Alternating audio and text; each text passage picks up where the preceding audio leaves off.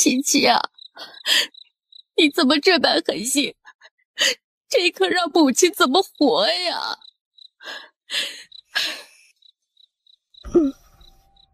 琪琪，你可是哪里不舒服呀？可别吓唬母亲呢。你爹爹啊，到底是心疼你，已经自宫中请旨回来，圣上啊，已经许了你与那韩彦白的婚事了。母亲，我不要嫁给韩彦白。这会儿可由不得你了。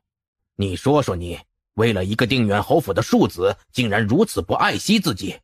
现在我舍了老脸求圣上指婚，你又说不嫁，家里宠的你是愈发不成样子了。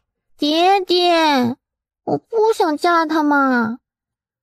你去求求圣上收回成命吧，女儿以后一定乖乖的，再也不惹爹娘生气了。你若想娄家满门抄斩，便不要嫁了。老爷，您就依了七七吧。本来咱们便看不上那韩彦白，他想通不嫁了，这不是好事吗？哼，妇人之愚。韩彦白是个好相与的，如今求来了指婚，又想悔婚，他会放过娄家？此事已成定局，你还是好好想想日后吧。七七啊，肯定还是有法子的，你不必担心，母亲必然不能让你受委屈。既然我穿越过来，那便不能再重蹈书中的覆辙，更不能让娄家经历那样的惨状。我一定要将结局改写，不就是嫁给韩彦白吗？那我可以和离。母亲，此事既已如此，女儿担下便是，总有法子的。你早些休息吧。唐氏张了张嘴，到底没说出话来。这真的是他娇蛮的小女儿吗？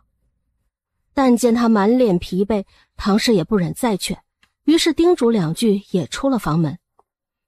屋中瞬间安静，娄七七抱着被子欲哭无泪。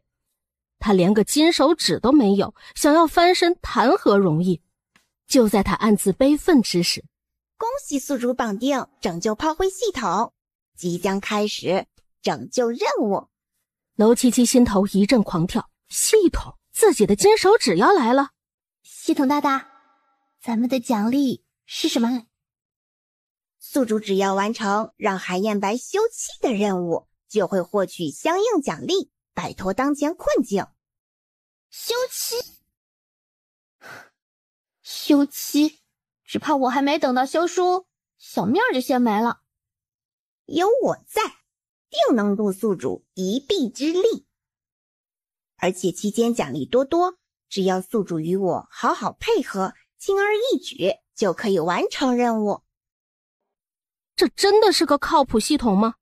金手指什么的也不来一个，上来就先给自己画饼。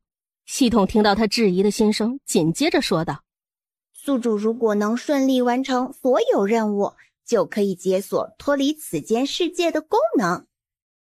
脱离世界的功能？娄七七眼前一亮，难道他还有机会返回自己穿越前的世界？这倒让他有些许的心动。现下反正也没有别的选择，要不先答应了呗。10日后，韩府，咱们将军本不想走这拜堂的过场，奈何这是御赐的婚约。既然夫人想拜，便自己拜吧。一拜天地，二拜高堂。喜帕下，娄七七的脸上杀意渐起。这狗男人端的是欺人太甚，没有3媒6聘也就算了，今日迎亲连队伍也无，只用一顶寒酸至极的小轿，凄凄凉凉便将自己带到了韩府。还未等那人喊夫妻对拜，他便冷冷道：直接进洞房吧。那嬷嬷怔了怔，一向听闻他娇蛮无礼，没想到现下竟这般淡定。洞房不会也没有吧？那就随便找间房，让我歇歇。有的，将军就在洞房等着。在洞房等着？娄七七眸光一闪，韩彦白这么厌恶自己，为何会在洞房等着？莫非还有别的刁难？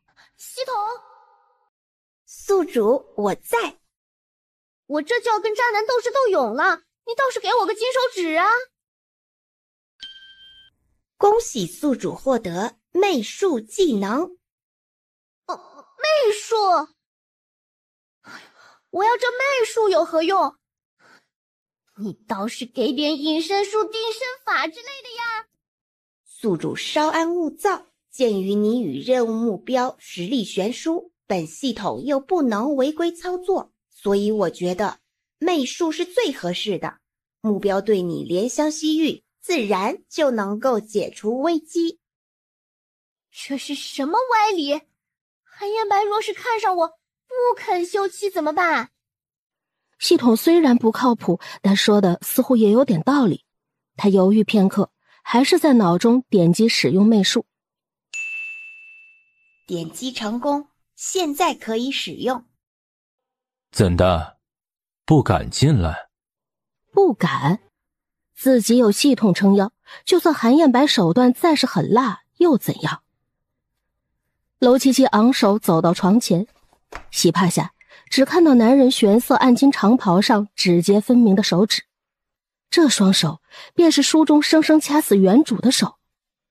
还未等他回过神，那手已经抬起，洗帕随之而落，男子的脸令楼七七看得有些呆了。然而洗帕掉落的一瞬，韩彦白的心中也是一惊。不，我明明对他厌恶至极，怎会莫名悸动？费尽心机嫁入韩家，现下进了洞房便死鱼一般，床也不敢上了。上床？那可不行，万一韩彦白假戏真做了怎么办？上床？那可不行，万一韩彦白假戏真做了怎么办？世间男子无数，你为何偏偏要恶心我？恶心？我不是已经使用了媚术吗？他不应该为我所倾倒吗？怎的还是这般冷淡厌恶？要嫁我何须以死相逼？你既然不想活，今日便送你一程。韩彦白眼中凌厉，手上加了几分力道。楼七七窒息难忍，拼尽全力在脑中大喊一声：系统，系统救我！系统一片沉默。你不要装死啊！楼七七瞬间崩溃。这男人可是连弑君的事都干得出来的，你赶紧想法子救救我！韩彦白眼中闪过一丝微不可察的惊异，那张诱人的樱桃小嘴分明没有张开，自己为何能听到他说话？他方才说我弑君，我竟然会做出这等事来。就在他疑惑之际，楼七七紧闭的嘴巴又出声了：狗系统，你到底还在不在？老娘穿越不是为了让韩彦白这狗男人再杀一次的。你昨天是怎么答应我的？不是说要让我活着看到他被凌迟的那天吗？竟然还有被凌迟的一天，这到底是真的还是假的？楼七七又怎会知道未来的事？楼七七翻着白眼，眼见就要窒息，忽然觉得脖颈间韩彦白的手似乎松了些许，赶忙贪婪地呼吸数口，然后拼尽全力地将他推开。楼七七，以死相逼，世子是错听了哪些下九流的传闻？便是再不喜我，也断然不该对我下此重手。心有所爱，还想着跟老娘洞房，脑子被驴踢了吧？天下臭男人都一个德行，没一个好东西。和那个白莲花女主，简直是渣男贱女配一脸。韩彦白脸色骤然黑如锅底，眸中翻涌着漆黑的怒火。楼七七却兀自走神，想到自己穿越到这个鸟不拉屎的地方，越想越气。奶奶的，也不知倒了什么霉，刚穿越就嫁给一张死人脸，还是个家暴男。难怪死的那么快。楼七七，世子，我错了，求你收下6000。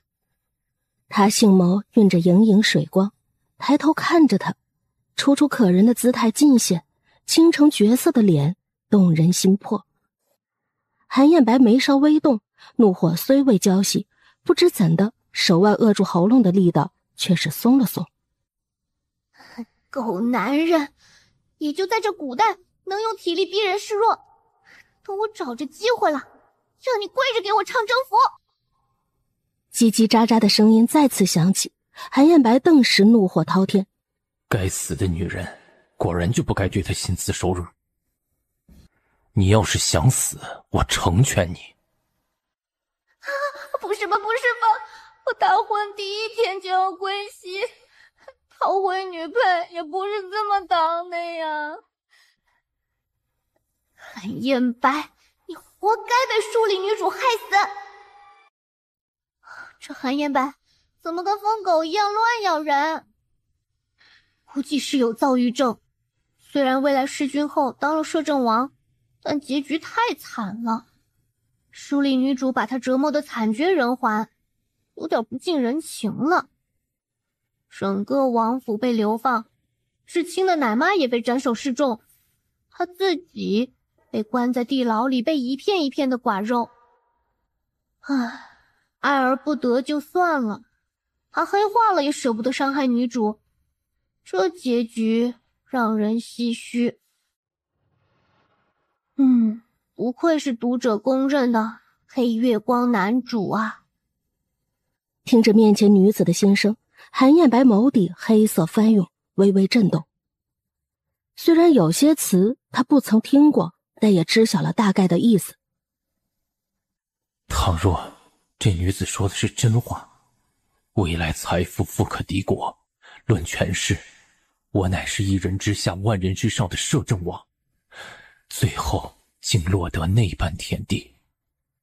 躁郁之气在胸口积压，楼七七见上方久久没有声音，诧异的抬头去看，只见韩燕白僵硬的处在原地，紧紧的攥着袖口，最后转身迈步，怒而挥袖离去。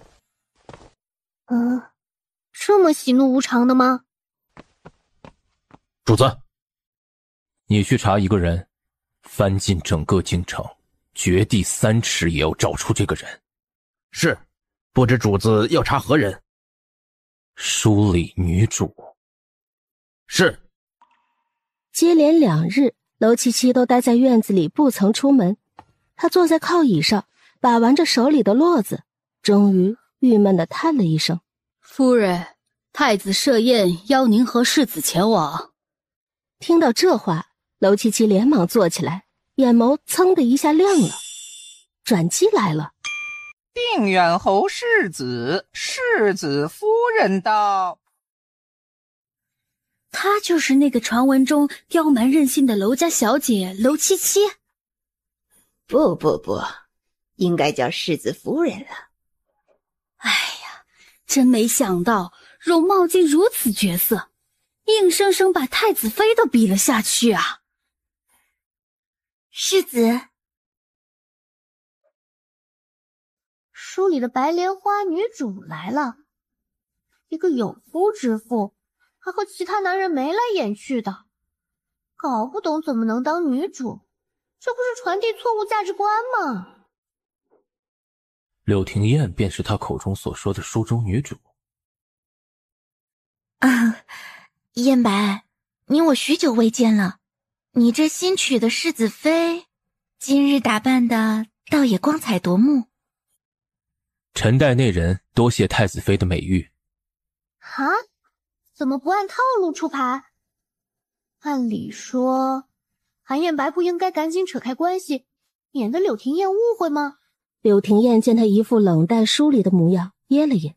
他笑着上前正要说话，却见韩燕白如避蛇蝎般牵着楼七七的手转身入座，只留下个冷淡的背影。宴会开始，诸女长袖漫舞，无数娇艳的花瓣轻轻翻飞于天地之间，沁人肺腑的花香令人迷醉。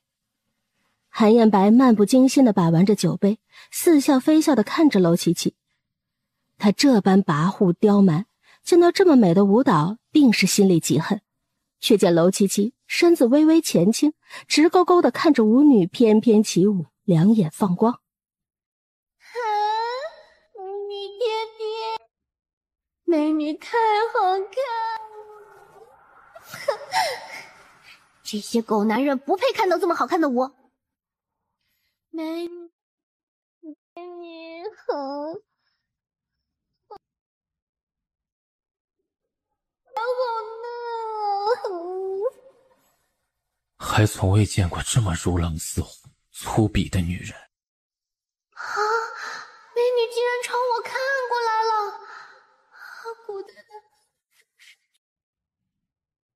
我要当富婆，包养一群小姐姐。姐姐，太好看了！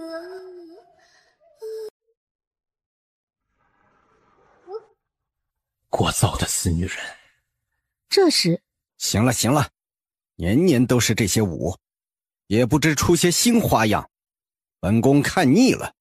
听说世子妃的武艺乃京城一绝，韩世子，不若让你的妃子献上一舞，给本宫助助兴。助兴？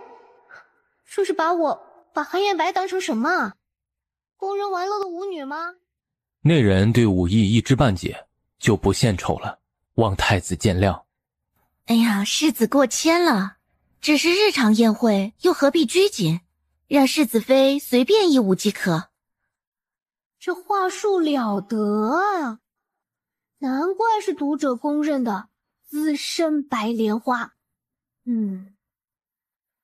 明面上说就是个日常宴会，随便一舞即可。舞得不好，丢的是定远侯府的脸；要是拒绝，便会落个刻意推死的把柄。哼！韩燕白听着他的心声，也恰如他所想，皱眉阴晴不定。哼，怎么？世子再三推辞，莫非本宫的宴会还配不上你这世子妃武艺曲不成？何况听说世子的生母是武妓，血脉相传，想必世子也是深谙其道吧？臣代内人舞剑，祝太子殿下万寿无疆。臣妾为世子爷抚琴助兴。哼，那就开始吧。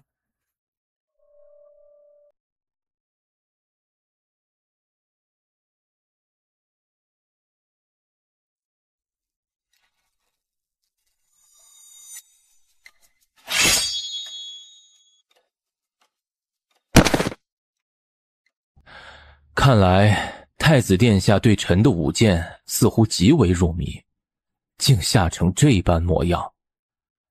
只是胆识欠缺，臣对太子将来继承大统之位着实堪忧。娄七七听着恨不得拍手叫好。柳廷燕见了也不仅微微皱眉，不知在想些什么。回府的路上，哎呀，不愧是男主，长得又帅，武艺还那么高超，哇，爱了爱了！刚刚对人那一下也太刚了，简直就是现代版的高富帅，好吗？韩燕白脸色冷峻的合眸，正襟端坐于马车内，听着他的赞扬，不自觉唇角勾起。妈咪爱了，这个脸蛋也是软乎乎的，好想上去揉一揉。拯救炮灰女派任务下发，希望宿主尽快完成。系统，不是说好帮我让韩燕白尽快休了我吗？怎么这节奏像是要和他和谐共处了？休了他？大婚前以死相逼，求来这婚约，大婚后便如洪水猛兽般，恨不得立即和离。当我韩燕白是什么人？招之则来，挥之则去。请宿主尽快完成任务，否则将会受到惩罚。我拒绝。不知怎的，脑海中说出这句话时，娄七七感觉到马车内气温骤降，他打了个寒战。这6月盛暑，哪来的冷气？就在他心里嘀咕的时候，一道触电的感觉从虎口处蔓延至四肢百骸，烧灼感磨着他的骨髓，娄七七整个人震颤到僵硬。你没事吧？没事。请宿主同意进行任务。奶奶的，这简直就是霸王条款！娄七七敢怒不敢言地点了同意，咬牙切齿地问道：现在可以了吧？系统重新下发任务，请宿主邀请书中男配唐毅前往归月楼虚实见面。狗系统，你怎么想一出是一出？别搞我呀！我约原主初恋见面，我就没命活了。初恋？哼，才嫁进来没几日便不安生，水性杨花的女人。想到他约好虚实见面，韩彦白敛下眼眸，掠过算计的光芒。那就别怪他搅黄他们的好事了。望月楼虚实，七七。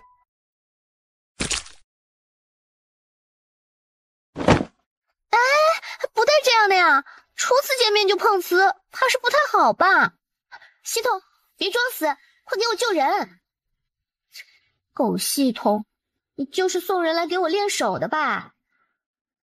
哎呦，大美人啊！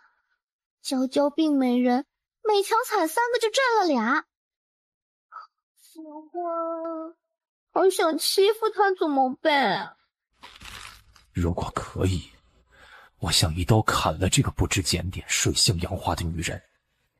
脑子里反复了几遍基本上淡忘的记忆，娄七七捏住了唐毅的鼻子，单手抬起他的下颚，深深地吸了一口气，瞄准他的嘴的位置，缓缓俯下身去。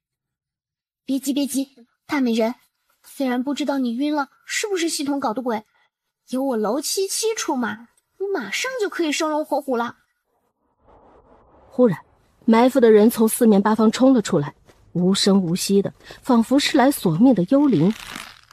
听到声响，娄七七也一个机灵，你怎么在这里？闪开！天哪，漫天箭雨为背，身下美人为床，有帅哥在侧，死了也愿意啊。战场上别走神，你多想一句话，敌人可以杀你无数次。找个地方待着，没完事别出来。韩彦白动手的姿势真帅，要不看一会儿再跑？我要不要帮帮他啊？他那么强，应该不需要我帮忙吧？算了算了，还是帮一下，免得他真的被杀了，我找谁做靠山去？这个时候的娄七七竟然挺可爱的，还想帮忙？不要过来！看不见我，看不见我，看不见我，看不见我，看不见我！啊，喂，这是专门挑软柿子捏吗？韩彦白这块硬骨头啃不动，就想先解决我？完了完了，今天不会是要死在这儿了吧？我貌美如花的年纪怎么能英年早逝呢？我还是个花骨朵呢！哎，救命啊！这书的男主都没下得了手，居然被一群刺客来了结了我的生命。早知道我就死在男主手里了，还有点逼格。系统，你这个死系统，现在怎么办？韩彦白的目光几乎是第一时间就看了过来。我不否认你很帅，你舞刀的姿势如同在凹造型，但又杀人于眨眼。哎呀，你把杀手都引过来是啥意思呀？想借刀杀人就直说嘛！聒噪！报警！原来韩彦白不是要杀我，而是要救我。这个角度看去，他的脸好好看，棱角分明，冷峻的下颌线处又带着一点点的柔软。好帅啊！这才是真正的古偶好吧？我不想和离了。韩燕白的脸微不可察的一红，自动屏蔽了他这一系列的心理活动。我想起来了，这次厮杀是九王爷动手。你如何得知？应该怎么说？我们会被埋伏，仅仅是因为误入了这里？好吧，也不是误入，臭系统估计就是为了这个才把老娘引过来的。这里是九王爷以前用私产悄悄埋下的一座府邸，一直都没有正式入住，只是作为了仓库一样的存在。这地下可是有账本存在的。可是应该怎么解释？我知道啊。他全然不知自己已经不用解释了，心里话全被听了去。这时，有一小队人从四面八方涌入，填补了已死之人的空隙，再次将包围圈缩紧。既已得知问题的根源是在于九王爷和账本，韩燕白不再恋战，从怀中掏出一枚鼓哨，放在嘴边一吹，一阵奇异的响动，几个宛如幽灵的身影从角落窜出。主子，处理干净。天哪，好神！这就是大手一挥天下归一的感觉吗？这么牛逼的人居然是他的手下，那他得有多牛才能降得住这样的侍卫啊？如果有100分，我绝对给101，多出来的是颜值加分。有这么牛的帮手，咋不早点喊出来？也不对，早出来我就看不到他这么帅气的杀人姿势了。跟我走。那个我没事了，你忙。去哪儿啊？去找那个杀九王爷算账吗？我就不连累你了。不会吧，是要找个地方把我秘密处决了？不行，我得挣扎一下。死系统，你给我出来！你宿主快没了。那个，我们走了，唐一怎么办？要不我送唐一回去？你和你的侍卫一起。有人送。韩燕白一句话断送了他所有退路。那你的人要把他安全送回去啊。恭喜宿主完成邀请书中男配唐一前往归月楼虚实见面任务，奖励情绪安抚卡1张。死系统，你总算肯出来了，刚才干嘛装死？宿主是否使用情绪安抚卡？用，再不用你就得重新找个宿主了。楼七七在心里默默想着，忽然间觉得有什么不一样了。他缓缓伸出了手，在韩燕白危险的目光中抚上了他的右耳。疼吗？韩燕白一个机灵，只觉得被抚摸的地方一阵酥麻，这股异样感顺着经脉扩散，再汇入到心里。他其实很可爱，一双眼里仿佛有着整个春天都比不上的灵动。他会是上天派来的精灵？他不自觉的就想要去拥抱眼前的人。快，起效果了！不对，这是怎么了？不对，这是怎么了？韩燕白猛然察觉出异样，因为心里那时时刻刻都在闹腾的声音在这一刻消失不见了。他绝对不相信楼七七能这么安静。那这是幻境。意识到这一点，那股嘈杂果然回到了心里。哇，我是不是不用死了？系统，爱死你了！这卡真好，以后多给几张。卡，看来是楼七七搞的鬼了。他身上到底还有些什么秘密？没事，想玩那就继续。快点！这个时候是不是就该来找我要抱抱了？我抱一下，展现我完美的母性光辉，然后一切恢复正常。然而等他的脸都快笑僵了，韩燕白依旧是这样看着他。这是在干啥？系统还是笑了？没有回应。算了，这也行，正好给我近距离欣赏一下美貌。让我拜倒在你的帅气之下吧。还好伤的是耳朵，要是脸就是暴殄天物了。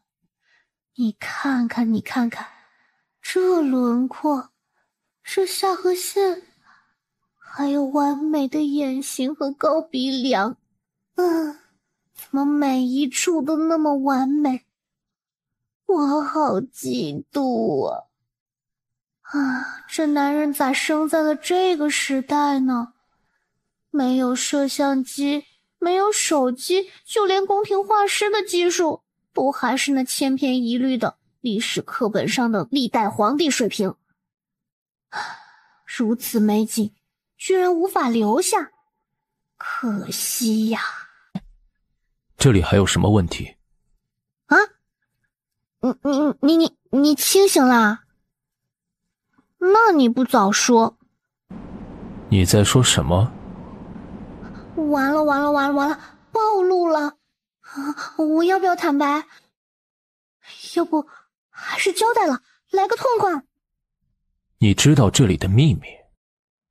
我当然知道了，咱可是有金手指的人，好吧？这里可是九王爷毁尸灭迹的地方，宅子从内到外没有一个地方是干净的。宅子下面有好几个地窖，除了账本，还藏了啥来着？哎呀，一时想不起来了。想到这里，娄七七终于感受到了一股粘在自己身上的视线。你这样看着我干什么？人都撤了，没人带你回去。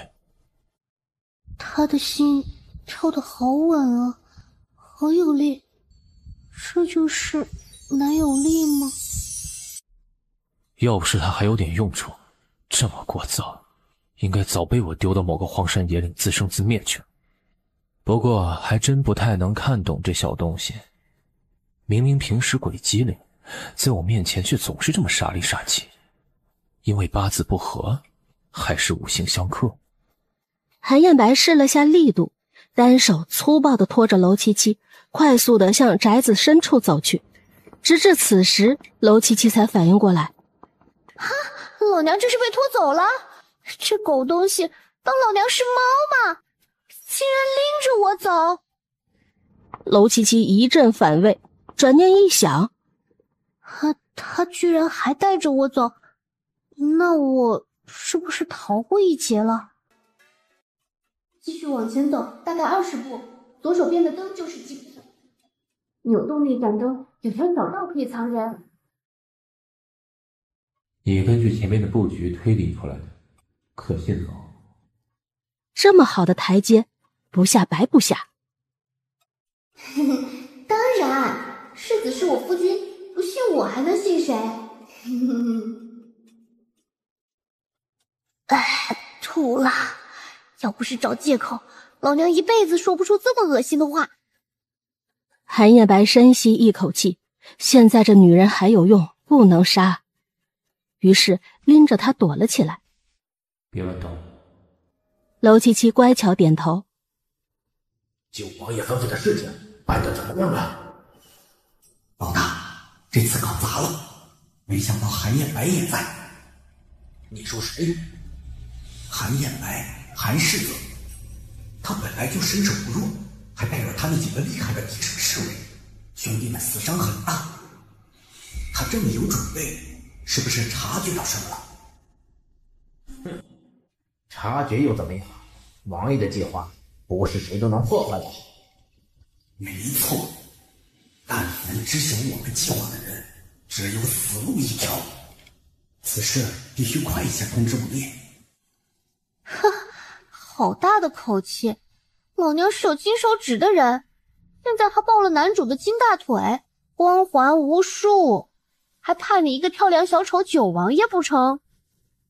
娄七七的身体紧紧贴着韩燕白，缓缓地抬起头，便可看到男人完美的下颚线，挺翘的鼻子，削薄的嘴唇。不得不说，作者是真会写。韩燕白这长相，扔到娱乐圈绝对是顶级存在。瞧瞧这性感的薄唇，恨不得扑上去亲上一口。就是不知道身材怎么样。韩燕白正屏息凝神，竖着耳朵听着两个人的动静，可这边娄七七心里面的想法不断叽叽喳喳，让他无法忽视。要不要摸一摸？摸一摸不就知道啦？要活着出去，就老老实实待着，别乱动。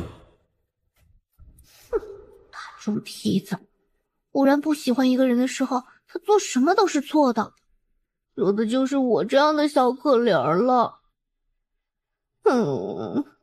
到底多久才能和离呀？男人的脸色阴沉到了极点，面色黑如锅底，但偏偏这个时候又无可奈何。从现在开始，什么都不要想，也不要做。如果你做不到，本世子失血分就得断你的腿。这个男人好残暴，必须快点和离。娄七七根本控制不住自己心里的想法，韩燕白额头上的青筋猛地跳了跳，伸出手来，突然抵在了娄七七柔软的唇瓣上。听他们说。这话瞬间让娄七七心里乱七八糟的想法停了下来。韩燕白这个人心思缜密，和我们谋是一条路上的，不得不防啊。多一事不如少一事，如果账本真的出了什么问题，九王爷恐怕得找我们算账。那你去书房检查一下账本，账本绝对不能出错，这是我们九王爷的命。娄七七紧绷的神经稍稍放松了下来，账本果真藏在书房。世子要找什么？我帮你一起找，肯定会快一点。四处找找有没有类似账本的东西。娄七七停顿片刻，在心中召唤出系统。你知不知道九王爷的账本放在哪里？抱歉，宿主，这不在本系统的服务范围之内。我要你有何用？娄七七放弃向系统求助，卖命地回忆着书里的情节。账本好像是藏在一幅画下面，是哪幅画呢？对，采茶女。娄七七目光猛地朝着那幅画看了过去，刚想上前好好检查，就见韩燕白走过去。你在找这个？我靠，老娘翻了半天，脑细胞死了一地，这狗男人阴差阳错就碰对了。想到这里，娄七七一双好看的眼睛不由自主地眯了眯，一步一步地靠近韩燕白。怎么靠这么近？娄七七这才意识到自己失态了，这可是要杀自己的男主啊，他怎么能找他算账？没事没事，我就是突然觉得你帅气逼人，没忍住凑近看了看。韩燕白的嘴角忍不住抽了抽，并没有揭穿娄七七心虚的话。想到自己能如此顺利地拿到账本，全都是托了娄七七的福，嘴角不由自主勾起笑来，最后还轻笑出声。老天，这孩子怎么了？怎么突然笑得这么让人害怕呢？哎呀，原来他也是会笑的，我还以为这个男人是属木头的呢。不对，是属冰疙瘩的。无一例外的，韩燕白将娄七七心里的吐槽全都听了去。不过他此时此刻心情好，并不打算计较。你真是小福星啊！小福星，他该不会是想把我卖了换钱吧？听到娄七七的这句吐槽，韩燕白又是轻笑一声。以后老实一些，本世子不会亏待你，至少有我一口肉吃，就有你一口汤喝。他怎么突然之间说这么奇怪的话？什么叫他有块肉吃，就有我一口汤喝？凭什么我不能吃肉？哼，狗男人，果然没安好心。算了，反正账本已经到手了，不管接下来九王爷要做什么，我都能拿出制衡的办法。想到这里，韩彦白全身都格外的愉悦。怕继续留下去再生什么变故，韩彦白头也不回的往外走。我找了这么半天的账本，居然被他一下子就找到了。这就是男主光环？还是说他和我一样拥有不可告人的秘密？见身后的女人并没有跟上，韩彦白的脚步微微停顿。小福星，走了。娄七七被男人的这个称呼吓得一个哆嗦，连忙摆手否认。啊，别，我可不是什么小福星。要是让这个男人认定自己是小福星，他肯定会把自己卖了。韩彦白翻了一个白眼，没有再继续理会娄七七，朝着密室的出口走去。天哪，我差点就有去无回，见不到这么灿烂美好的太阳了。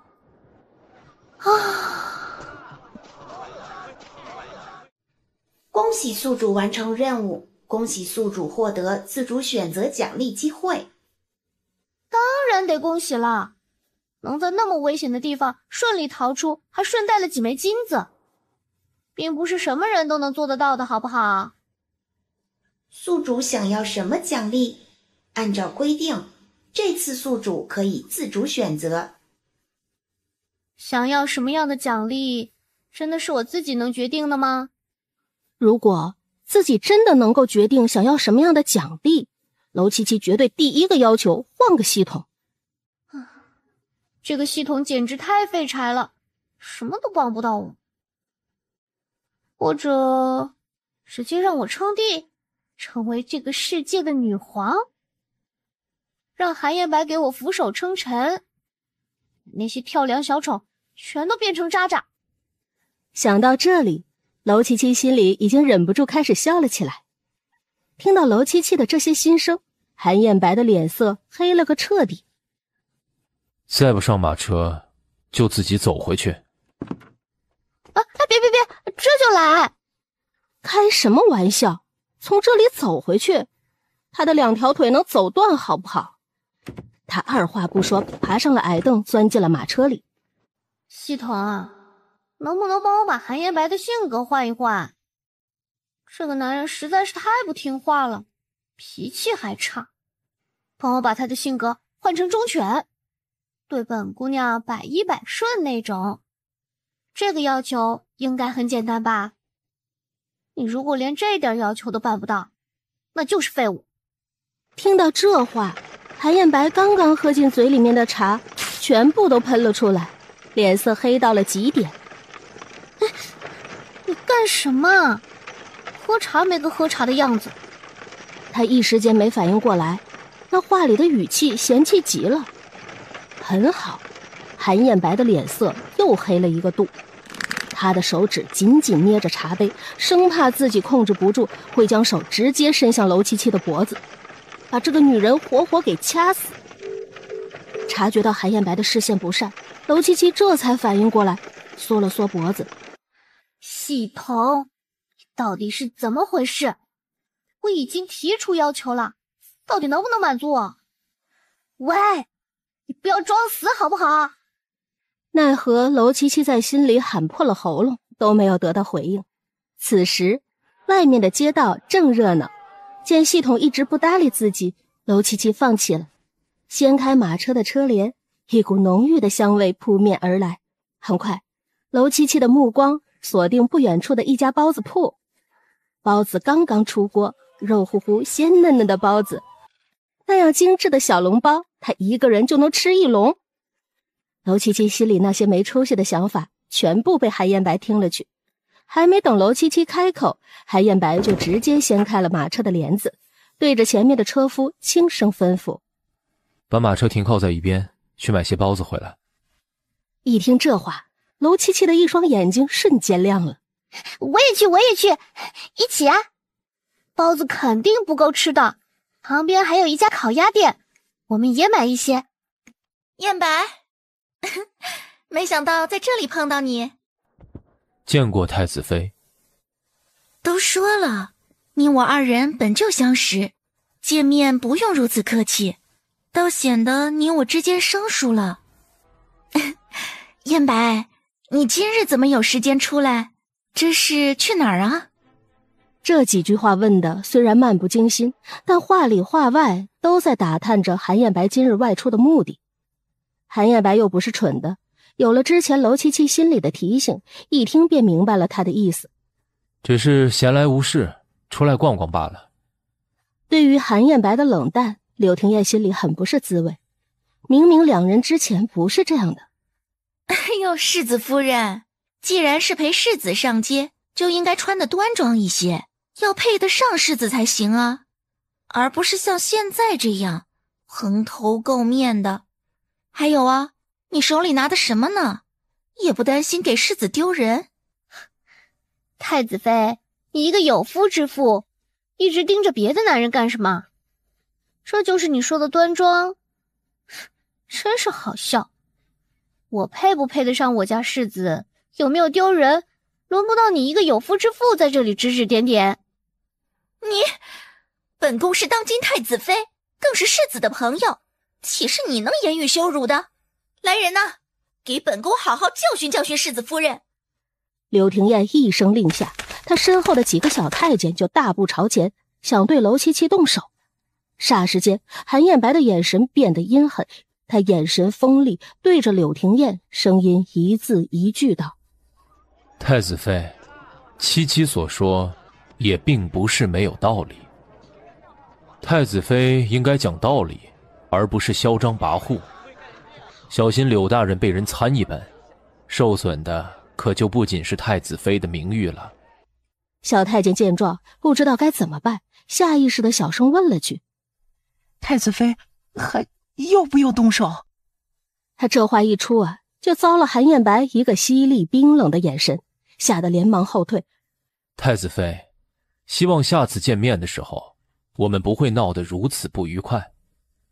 想必太子也不想看到这一幕。韩燕白喜欢的人明明是我，为什么会对娄七七如此维护？娄七七到底对韩燕白使了什么狐媚手段，竟不惜在众人面前落我的面子？哼！看什么看？就算眼睛瞪掉了，这个男人暂时也是老娘的。吃着碗里的，想着锅里的，小心最后自己怎么死的都不知道。哼！韩燕白听到娄七七的心声，默默地看了他一眼，并没有多言，拉着娄七七上了马车，冷声吩咐了一声，让车夫继续开始赶车。此时此刻，马车已经悠悠地驶出了一段距离，马车里，娄七七晶晶亮的星星眼正眼巴巴地望着韩燕白，心里一阵感慨：天哪，这男人刚才简直太酷了，好不好？这才是堂堂男主应该有的气势。哎，这男人不会被人调包了吧？不欺又霸道，爱了呀，又被撩到。这些话一句不落地落进了韩燕白的耳里，莫名的，男人的耳根不知道什么时候染上了一圈圈的红色，身子变得僵硬，下意识地躲闪着娄七七那如狼似虎的眼神。嘿，世子，您这是怎么啦？不会是害羞了吧？怎么办？害羞的男人好像变得更可，好想上去亲他一口，算是他刚才维护本殿的奖励。听到这话，韩燕白的脸更红了。韩燕白被娄七七看得呼吸加快，轻咳了一声，端起茶盏，缓缓喝了一口，压下心里的异样情绪。韩燕白这才缓缓开口：以后有人欺负你，大可直接和本世子说，你毕竟是我的夫人，我不会让任何人欺负了你。世子，你就这么看不得我被别人欺负吗？你该不会是对我有意思吧？或者说，你早就被本姑娘的美貌给迷住了？之前没有说，只是不好意思罢了。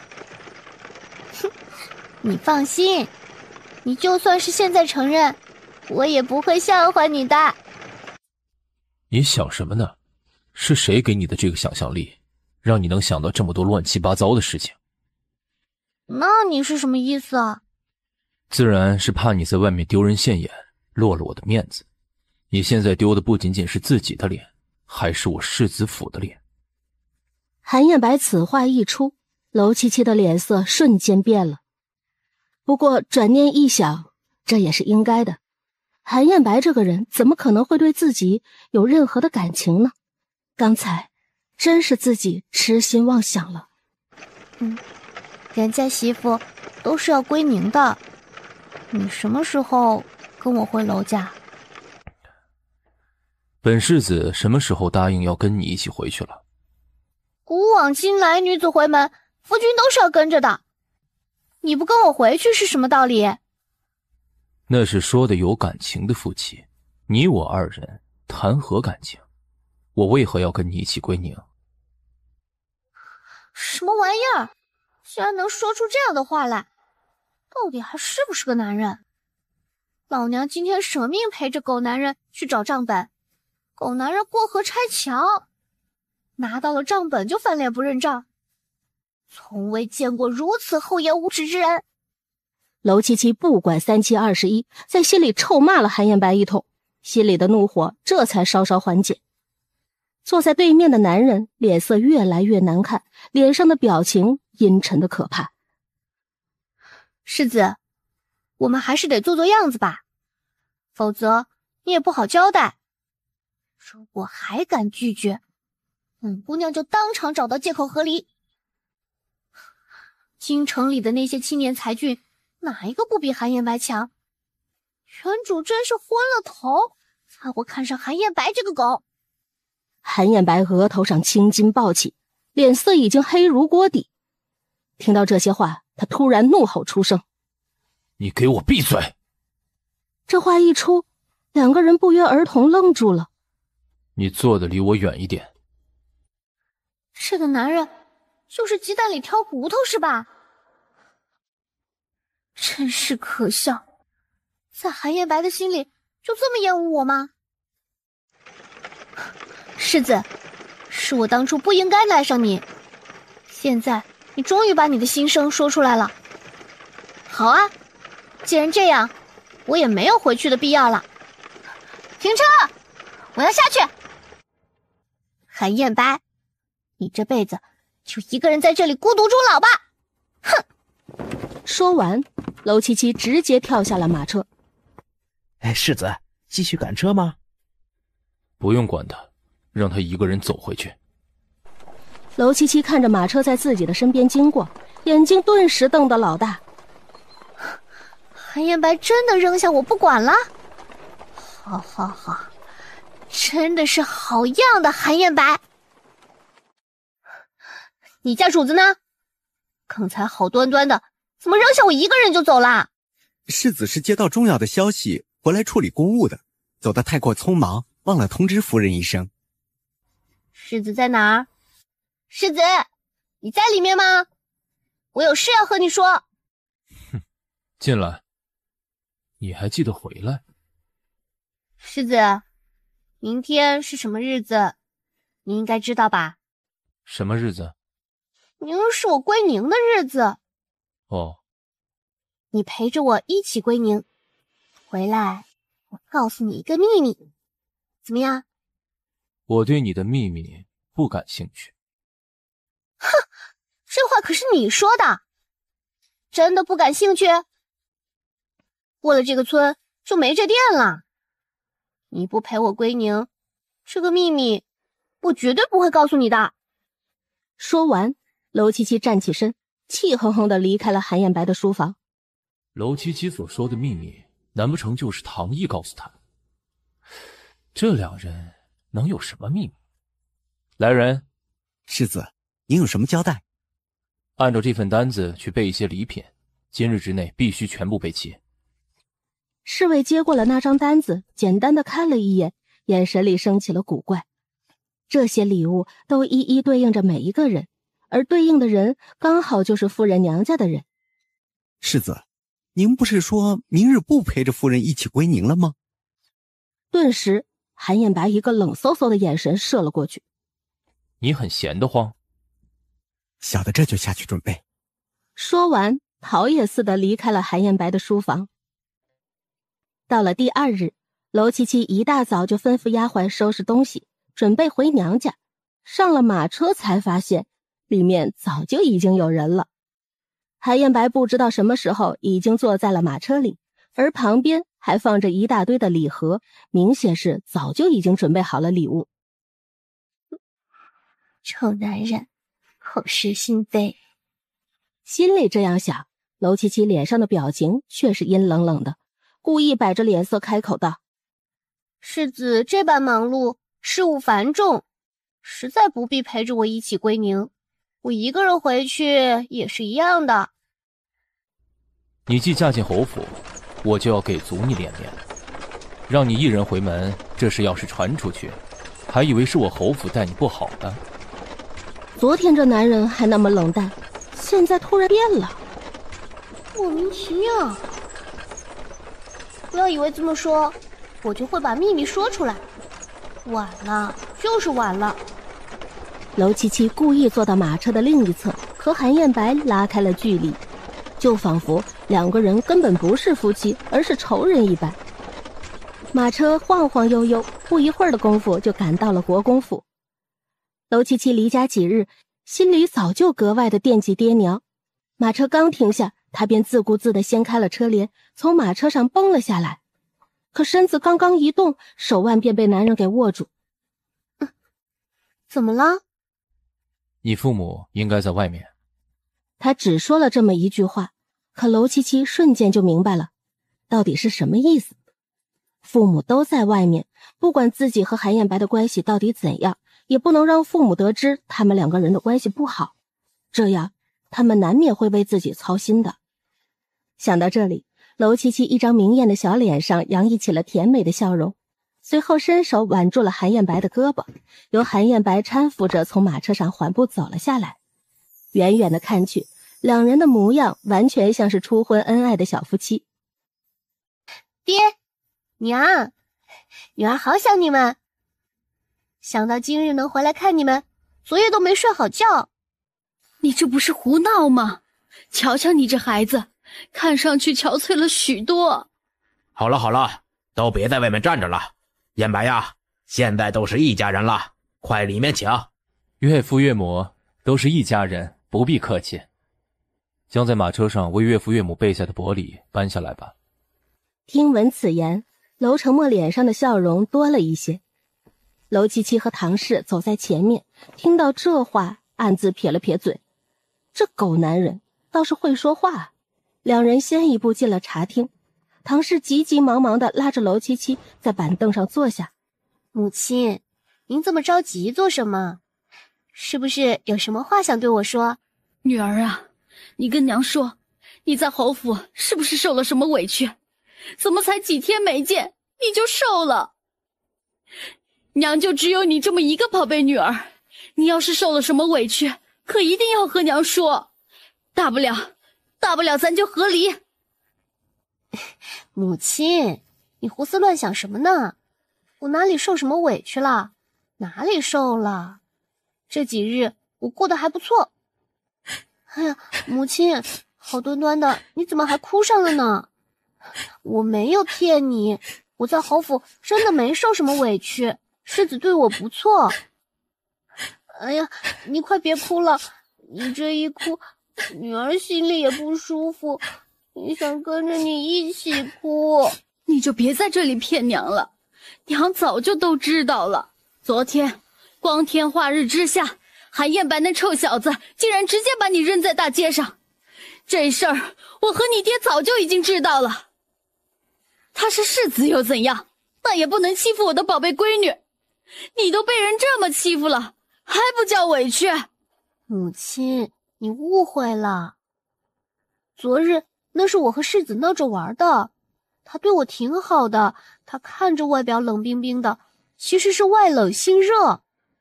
今日归宁，他早早就惦记上了，还准备了很多礼物。你说他要是不看重我，怎会做这么多？此时，慢悠悠走在后面的楼承墨也和韩燕白闲聊着。燕白啊，不知我家七七这几日可有给你添麻烦？我这女儿从小就在我身边被娇惯长大，性子呀难免骄纵霸道了些，却是个极好的姑娘呀。这话里话外虽然没有明说，但实际上是在提点韩燕白，让韩燕白好好的对待楼七七。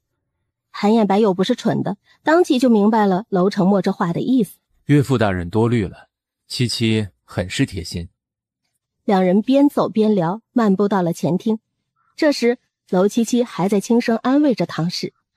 母亲，你看我是那种能受委屈的人吗？如果我真的受了什么委屈，定会与你们说的。世子真的待我很不错，目前对我是不错，希望以后不要掐死我。韩燕白跟随着楼承墨一起进了前厅，先是听到了楼七七说自己待他极好的话，一张淡漠的脸上缓缓勾起了笑容，可是嘴角刚刚勾起，他脸色瞬间就又一个阴沉了下去。燕白，快入座吧。对，时辰不早了，都快入座。七七啊，知道你今日回来，娘特地嘱咐厨房做了你爱吃的糖醋虾，还有酸菜鱼。快，你多吃一些。对，还有什么想吃的就跟爹爹说，爹爹呀现在就吩咐厨房去做。这些就够了，我又不是小孩子了，吃什么都行。韩燕白坐在首位上，看到他们一家人之间的相处模式，眼底不由自主地流露出一抹羡慕的神色。世子，尝尝这个虾，很好吃的。奴婢见过国公爷、国公夫人，见过世子爷、世子夫人。嬷嬷快请起，嬷嬷今日来，可是皇后娘娘有什么吩咐啊？皇后娘娘不能出宫，就让老奴代劳，将这些礼品亲自转交到世子和世子夫人手上。那就谢过皇后娘娘了。谢谢姐姐，还惦记着我。姐姐最近身体可还好？等我过段日子就进宫探望姐姐。啊，娘娘最近一直在惦念世子夫人，如果您能进宫去探望，自然是最好不过。老奴来之前，皇后娘娘特意的交代了奴婢几句，要让奴婢一定要把话传到。皇后娘娘可有什么吩咐？娘娘说了，她是最疼爱世子夫人的，希望世子夫人以后日子过得顺遂。如果世子夫人受了什么委屈，皇后娘娘定会替她做主。还请嬷嬷回去转告皇后娘娘，让她大可放心，七七不会受委屈。此刻听到韩燕白的声音，楼七七只觉得自己后背一阵发凉。他那声音哪里是在保证啊，说出来的话明显已经带上了怒意。他急忙站出来，柔声和老嬷嬷开口：是呢，嬷嬷回去告诉我姐姐，我在侯府过得极好，世子待我不错，劳烦姐姐惦记我了。老嬷嬷见楼七七都已经站出来维护韩燕白了，并没有再多说什么，朝着众人行了一礼后，带着小太监回了宫。我让你带的话可都带到了，见到七七了？老奴已经将娘娘的话全部转达，也见到了世子夫人。那韩燕白和七七都说什么了？老嬷嬷又特意将所有的话全部都转述了一遍，随后谨慎道：老奴可以看得出，世子夫人还是很维护世子的。娘娘，您就不必担心了，说不定两人关系真的很好呢。那只是表面上的，实际上过得怎么样，只有他自己知道。也是可怜了七七啊。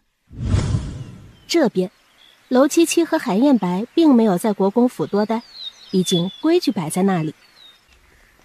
七七啊，你自己一个人要好好的，要是遇到什么事儿啊，记得回家，爹娘啊都在家呢。这些东西都是我打包好，你能用得上的，全部都带着啊。对对，这些都带着，有事啊就回家来找爹。你们这是做什么？要什么东西侯府都有的。再说了，我们都住在京城，以后女儿想你们了，定会时常回来的。你们别送了，女儿又不是去上战场，你们这样哭哭啼啼的，让外人看见，该笑话我们了。好了，既然这样，爹娘就不多说了。时候不早了，你们快些回吧。娄七七这才在韩燕白的搀扶下上了马车，马车缓缓地朝着侯府驶去。你躲那么远做什么？我还能吃了你不成？没有的事，谁愿意挨着你坐呀？大冰块，差点没冻死老娘。韩燕白将这些话听去了，心中忍不住扪心自问，自己真的太冷了。他微微动了动嘴角，嘴角上扬了一些，随后关切地开口问道：你是不是很喜欢吃蟹黄酥？啊，我不爱吃啊。问我喜欢吃什么，不会想下毒送我上路吧？韩燕白听了，差点没有气得一口血喷出来。他怒目瞪向娄七七，表情变得格外凶狠。你干什么？你该不会是想杀了我吧？此时此刻，韩燕白的脸色已经阴沉到了极点，与此同时，心里更是烦闷的厉害。娄七七为什么会有这样的想法，仍然觉得自己要杀了他？坐直身子，不许发抖。这一下，娄七七的小身子抖得更厉害了，望着韩燕白的眼眶，莫名染上了泪意。你就这么怕死？你别，我保证，我以后保证听话，不给你惹任何麻烦，行不行？同时，在心里将韩燕白骂了个狗血淋头。这不是废话吗？谁不怕死啊？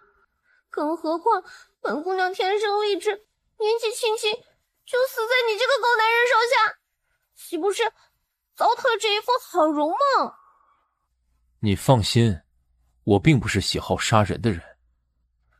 你不喜欢杀人，我也都不信。自己身上背了多少人命，自己没点数吗？韩燕白到嘴边的话又咽了回去，差点噎得出不了声。再次深呼吸一口气，韩燕白面色沉沉。日后你我二人各过各的，相安无事，我便不会动你。真的没有骗我？本世子自然说话算数。娄七七安心了一些，毕竟在书中，韩燕白的人虽然心狠手辣了一些，但还算是说话算数的。只要是话从他口中说出，并不会轻易的改变。你放心，等回到府上，我绝对和你分清界限。我们两个，就当谁也不认识谁。这话一出，韩燕白的脸色又莫名阴沉了几分。这明明是他所期待的，可是这话从娄七七的嘴里面说出来，韩燕白心中便忍不住怒意翻滚。娄七七确定对方不会轻易杀了自己，心中稍稍安定了些，整理了一下衣服，坐到了一边去。马车晃晃悠悠地回到了侯府，韩燕白没有理会娄七七，率先下了马车。可是当他下了马车后，看到站在门口的人时，脸色彻底变了。唐毅，你怎么来了？你的伤好了吗？你这样出来，走动会伤到伤口的。我的伤已经好了很多，季世堂的大夫又替我包扎好了，回去再休养几天就没有大碍。我今日过来是特意和你道谢的，谢谢你救了我。换做旁人，我也会出手相救的，你不必这么客气。再说了，你不是已经拿秘密和我交换了吗？唐毅忍不住轻笑一声，随后在身上掏出一枚玉佩，递给了娄七七。我离开的时候，听药馆的小药童跟我说，昨日你把玉佩抵押在了那里。我想这玉佩对你肯定很重要，今日替你赎回来了。谢谢你把东西给我拿回来。正好这时，不知道为什么，在不远处站着的韩燕白突然朝这边走了回来。怎么，当着本世子的面儿，你们就开始互送信物了？本世子还真不知道，世子夫人什么时候和你关系这么好了。你在这里胡说八道什么呢？什么信物？我和唐毅只是普通朋友，你这样说实在是太过分了。哦，难道不是在互相交换信物？那刚才他给你的是什么东西？方才本世子看得真真切切。不是什么信物，这是我的合婚玉佩。很好，你竟然将合婚玉佩都给了他。听闻此言，娄七七瞬间无语，这才意识到说错话了。再想要开口解释，可这男人早就已经甩袖离开。抱歉啊，让你看到笑话，我去和他解释一下。说完就大步地追着韩燕白一起进了侯府。韩燕白，你听我解释。哼，娄七七，你觉得你解释的话我还会听吗？这是合婚玉佩，不是随随便便的什么东西。你竟然能将合婚玉佩给了别人，那还有什么解释的必要？娄七七到了嘴边的话全部被男人给逼了回去，脸色瞬间又气又恼，可韩燕白好像丝毫不给娄七七解释的机会，转身便离开。娄七七这次是真的急了，一把扯住了韩燕白的袖子。韩燕白，你这人什么意思？有必要吗？韩燕白为什么这么无理取闹，甚至比女人还可怕？既然都说了，你我二人互不相干，你不喜欢我，我也不喜欢你，你又何必在乎这些？而且娄七七身正不怕影子斜，从来都没有做过的事情，向来不屑和别人解释。你既然不信，那就和离好了，省得我们继续纠缠下去。周围的气氛不由自主冷了下来。韩燕白的瞳孔猛地震了震，像是没有料到娄七七会说出这样的话来。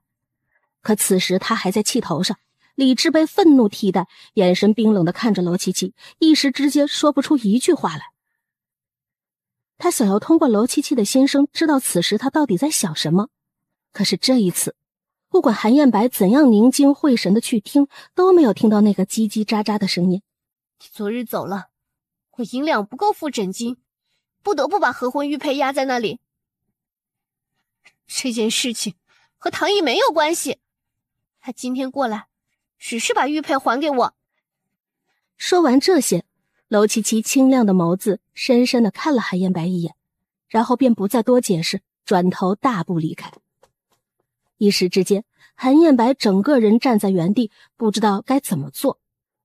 旁边的侍卫看得惊心动魄，小心翼翼地上前提醒：世子爷，要不要去追夫人？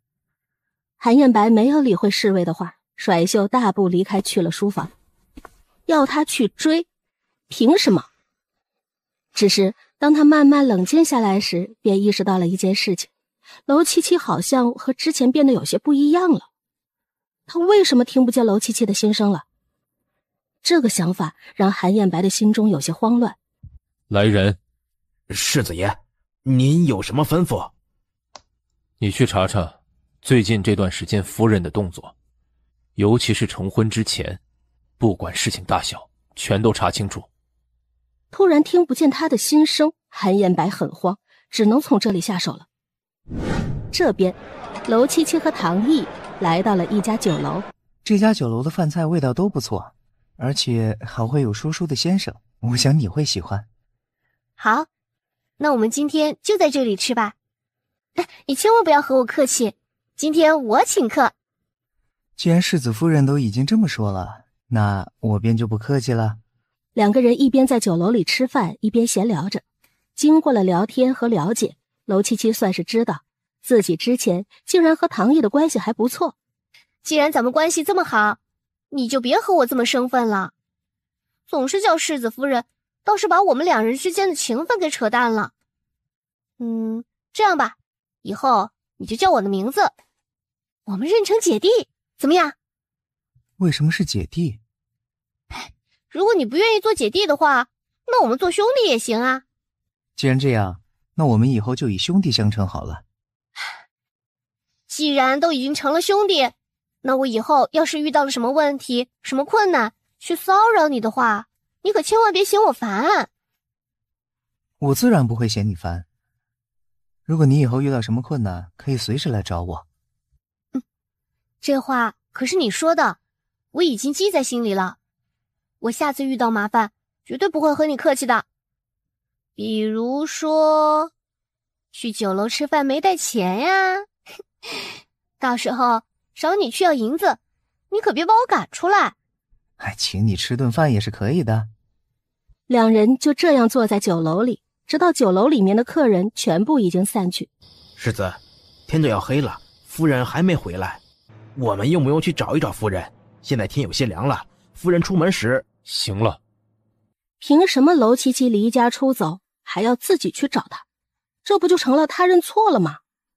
哼，那个女人离开的时候脾气不是挺大的，有本事就不要回来好了。想到这，韩彦白胸腔里面的怒意无法控制住，他重重的一拍桌子，冷声下令：不许出去找，谁敢去便逐出侯府。侍卫朝着韩彦白行了一礼，便准备赶紧退下。这时又听见韩彦白冷声开口：把府上所有的门全都锁了，没有本世子允许，不许打开。侍卫差一点给韩彦白跪了，就没有见过这么对待自己媳妇儿的。不过世子爷的命令他不得不听从，应了一句是，侍卫低着头出去办事了。我送你回去吧，现在天色也不早了，你还带了这么多银子，我送你会安全一些。别，你要是不说，别人怎么会知道我身上带什么？无妨，我送你。娄七七心想，自己还要再多活一段时间呢。今天白日就是因为唐毅突然出现在了侯府的门口，韩彦白这个男人就差点没把自己给吃了。不用了，我一个人回去就行。那你回去路上小心为上。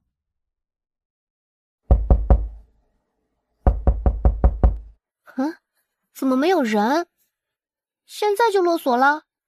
这群人不知道我还没回来吗？再次敲门时，娄七七的动作已经带上了怒意。有没有人？听没听见动静？过来个人给我把门打开。世子夫人，您就别喊了，把所有的门都关上，这是世子的意思。没有世子的吩咐，我们这些下人哪里敢开门啊？不如您今天晚上先找一家客栈凑合凑合，等明日世子的气消了以后再回来。好啊，韩彦白，竟然敢让人把我关在外面！如果真的就这样灰溜溜的住着客栈，那我以后还要不要在侯府混了？以后那些侍卫丫鬟们见到我，岂不是都会觉得我是一个笑话，连一个男人都拿捏不了？想到这里，娄七七突然想起来，在西院的外面墙头比较矮，如果再垫一些东西的话，他肯定能爬上去的。说干就干，2、3下，啪嗒一声，娄七七就跳到了墙头里面。哼，韩彦白，想不到吧？几个门根本关不住本姑娘。娄七七得意洋洋地甩了甩头发，便大步逍遥地朝着自己的房间走去。在房间门外遇到了自己的小丫鬟，小丫鬟挤眉弄眼地朝娄七七使眼色。娄七七狐疑的眼神望着自己的小丫鬟：你怎么了今天？难不成是上火了？眼睛不好？要是不舒服就回去休息，这里不用你伺候。娄七七就大步条条地走进了房间，只是刚推开门，娄七七的脚步瞬间就顿住了。夫人，您这不能怪奴婢了，奴婢刚才已经提醒过您了。你还知道回来了？怎么，方才可是去见你的奸夫了？你说的是什么话？少在这里胡说八道！我什么时候有奸夫啦？你这个人说话的时候能不能讲点道理？不要乱往别人身上扣帽子。哦，不是吗？那为什么这么晚才回来？娄七七一瞬间被怼得哑口无言，难不成他要告诉这个狗男人，他是因为害怕他，所以才迟迟不敢回家的？对上韩彦白那双毫无温度的眸子，娄七七顿时感觉自己的死期马上就要到了。呼叫系统，救命救命！宿主，我在。前段时间我带韩彦白一起归宁，现在是不是可以兑换奖励啦？没错，系统检测到宿主的确完成了任务，现在可以兑换奖励。我要一把安眠药，而且是那种快速的安眠药，让人闻到以后能瞬间昏睡过去的迷药。好的，宿主，系统已经为你准备奖励。你能不能行了？快点啊！这个奖励我现在就需要。韩彦白现在根本听不见娄七七的心声，这一切全看在韩彦白眼里，反而变成了另外的一种意思。韩彦白的心瞬间沉了下去。娄七七，我是不是早就说过，如果你敢招惹是非，我不会放过你？没有，我根本就没有什么奸夫，我和唐毅只是普通朋友关系。再说了，我也告诉过你，我绝对不会不忠于这段感情的。我都说了，没有就是没有。粉末全部在空中散开，韩彦白眉头紧皱，下意识的想屏住呼吸，可是已经来不及了。这男人要怎么办？把他扔在这儿？系统，呼叫系统，有没有办法把人弄走啊？他躺在这儿，我实在不敢睡觉。系统，没听见我说话吗？听没听见我的话？能不能帮忙啊？抱歉，宿主，你今天的兑换机会已经使用完毕。如果想要兑换，需等待12个时辰。我说你们系统是怎么回事？连这么一点小小的要求都不能满足宿主，要不要这么垃圾？我看你们是时候该升级一下了，垃圾迟早是要被淘汰的。系统只感觉自己格外的冤枉，听到娄七七的这些吐槽后，不敢有任何的回应，默默闭麦。娄七七蹲下身子，双手撑住韩彦白的胳膊，试图将这个男人给扶起来。费尽了千辛万苦之力，娄七七终于把韩彦白抬到了床榻之上。韩彦白的身上到底有多少肉啊？为什么抬起来这么沉，堪比一头猪？这样想着，娄七七一双不安分的小手就悄悄地放到了韩彦白的胸膛之上。他就摸一下，摸一下的话，韩彦白应该不会发现吧？没想到韩彦白竟这么有料。娄七七手上使劲地捏了2把，这手感还真不错。吃过韩彦白的豆腐，娄七七的心情都变好了，打算将床先让给韩彦白这一晚，自己则在软榻上凑合一晚。娄七七实在是有一些累了，刚刚倚靠在榻上，便沉沉地睡了过去。第2日，狗男人就这么走了？娄七七的话刚刚落地，就看到不远处的茶桌旁，韩彦白手里拿着一条鞭子，正面色冰冷地坐在那里。你在房间里，怎么也不出声啊？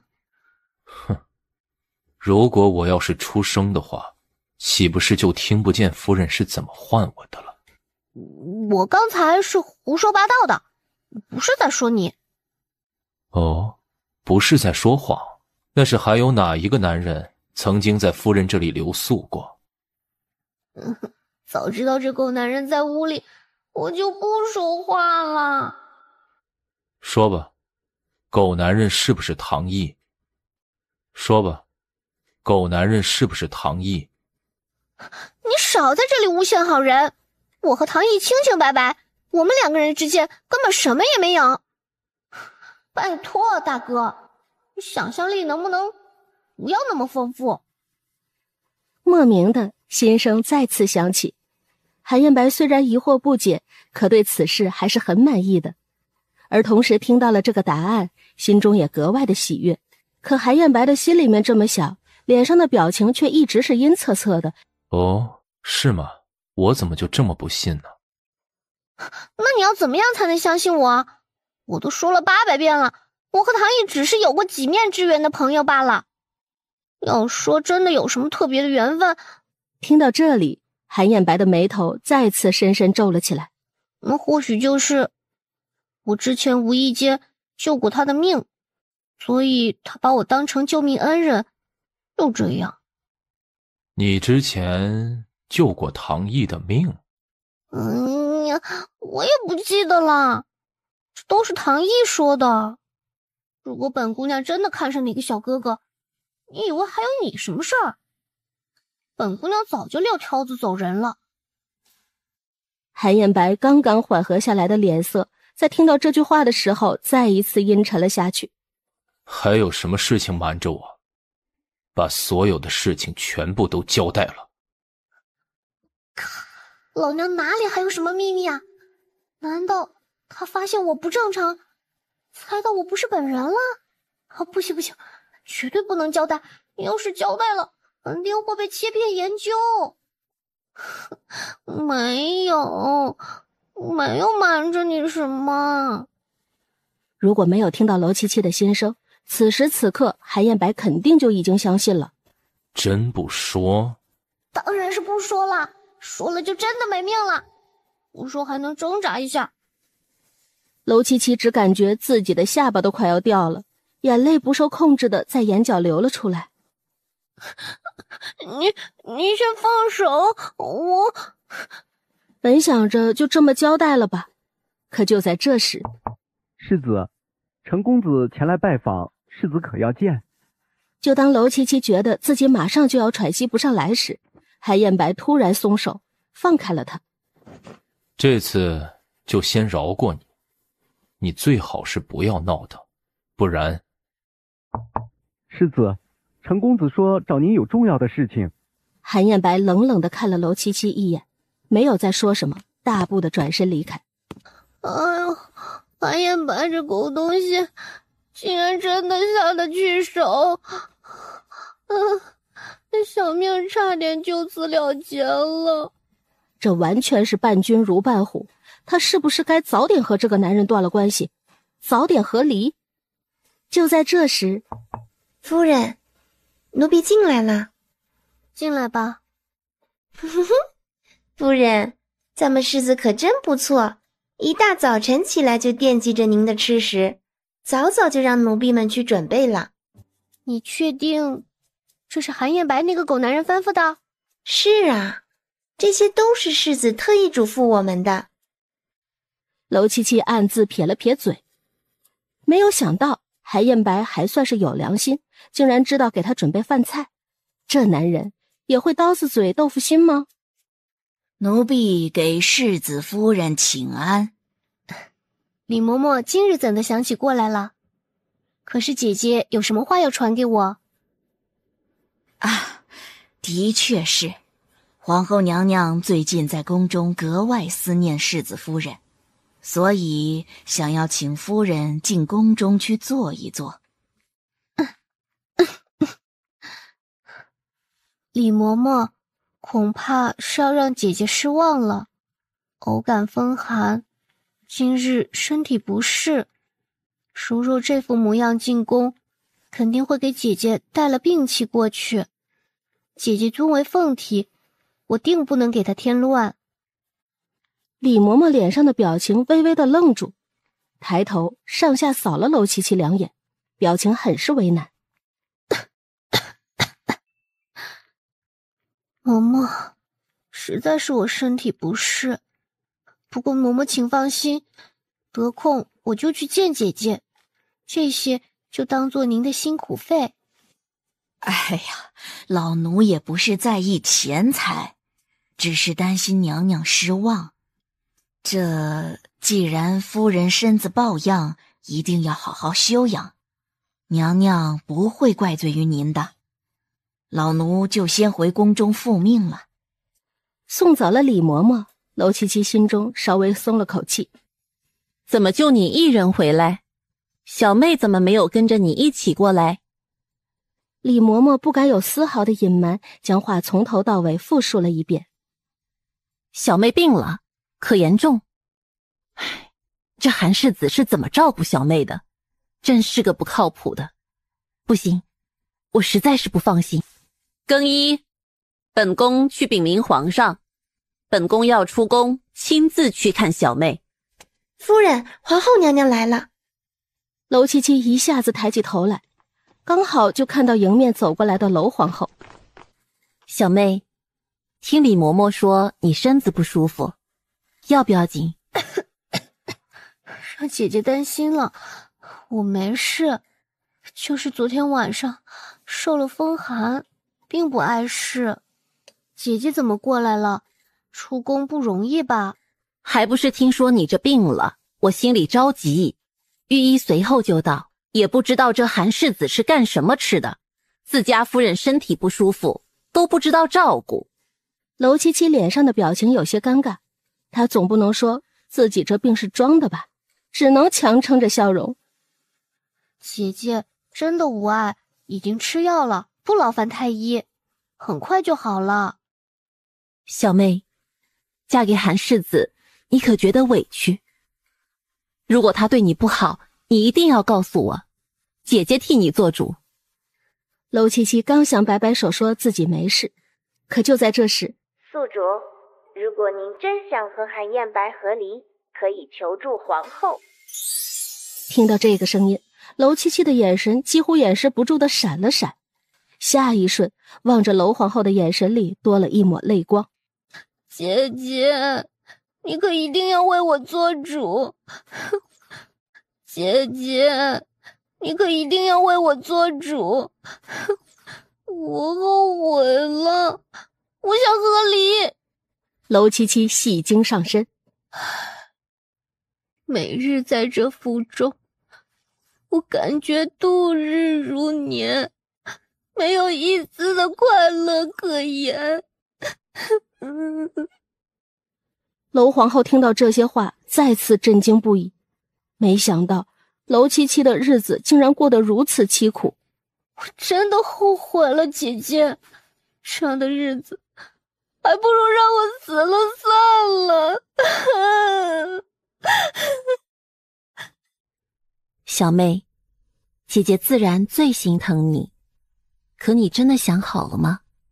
女子和离可不好过，你的这些委屈姐姐都懂。既然都懂，就赶紧给我做主，让我和韩燕白和离，这样我就可以恢复自由了，求求啦！可是下一瞬，娄皇后的话就彻底的扫灭了娄七七心里所有的希望。小妹啊，姐姐不支持你和离，受委屈找我做主就好，和离的话对你太不好。娄七七的心瞬间就凉了半截，明白了娄皇后话里的意思，心里忍不住一阵哀嚎。这事以后就不要再提了，不管怎样，你和韩燕白是不能和离的。但是日后他让你受了什么委屈，你就尽管来宫里找姐姐，姐姐替你做主。娄皇后都已经这么说了，如果娄七七还执意坚持的话，那就是不懂事了。姐姐，刚才是我胡闹了，让你担心了。小妹，姐姐永远站在你身后的。这边，韩燕白刚刚回到府上，便听到门口的侍卫禀告：世子，皇后娘娘来了。韩燕白的脚步一顿，娄皇后这个时候来做什么？皇后娘娘来了，不得不去参拜。韩燕白挥挥手，随后便朝着娄七七的院子走去。见过皇后娘娘。韩世子，本宫知你公务繁忙，但不管怎样，要抽出时间来陪陪家里人，不要忘了家里还有一个美娇妻啊。娄皇后这话明显有警告韩燕白的意思。臣谨遵娘娘教诲。日子是你们两个人过，都好好的，有什么事就进宫来找姐姐。明显一副替娄七七撑腰的模样。娄七七强撑着笑，朝着娄皇后点点头。行了，不打扰你们小两口了，本宫也该回宫了。李嬷嬷，我们回去吧。是，娘娘。望着那抹背影渐渐的离开，娄七七的眼泪再也控制不住，顺着眼角滑了下来，仿佛皇后娘娘带走了她全部的希望。你哭什么？你哭什么？我想家，想哭不行了。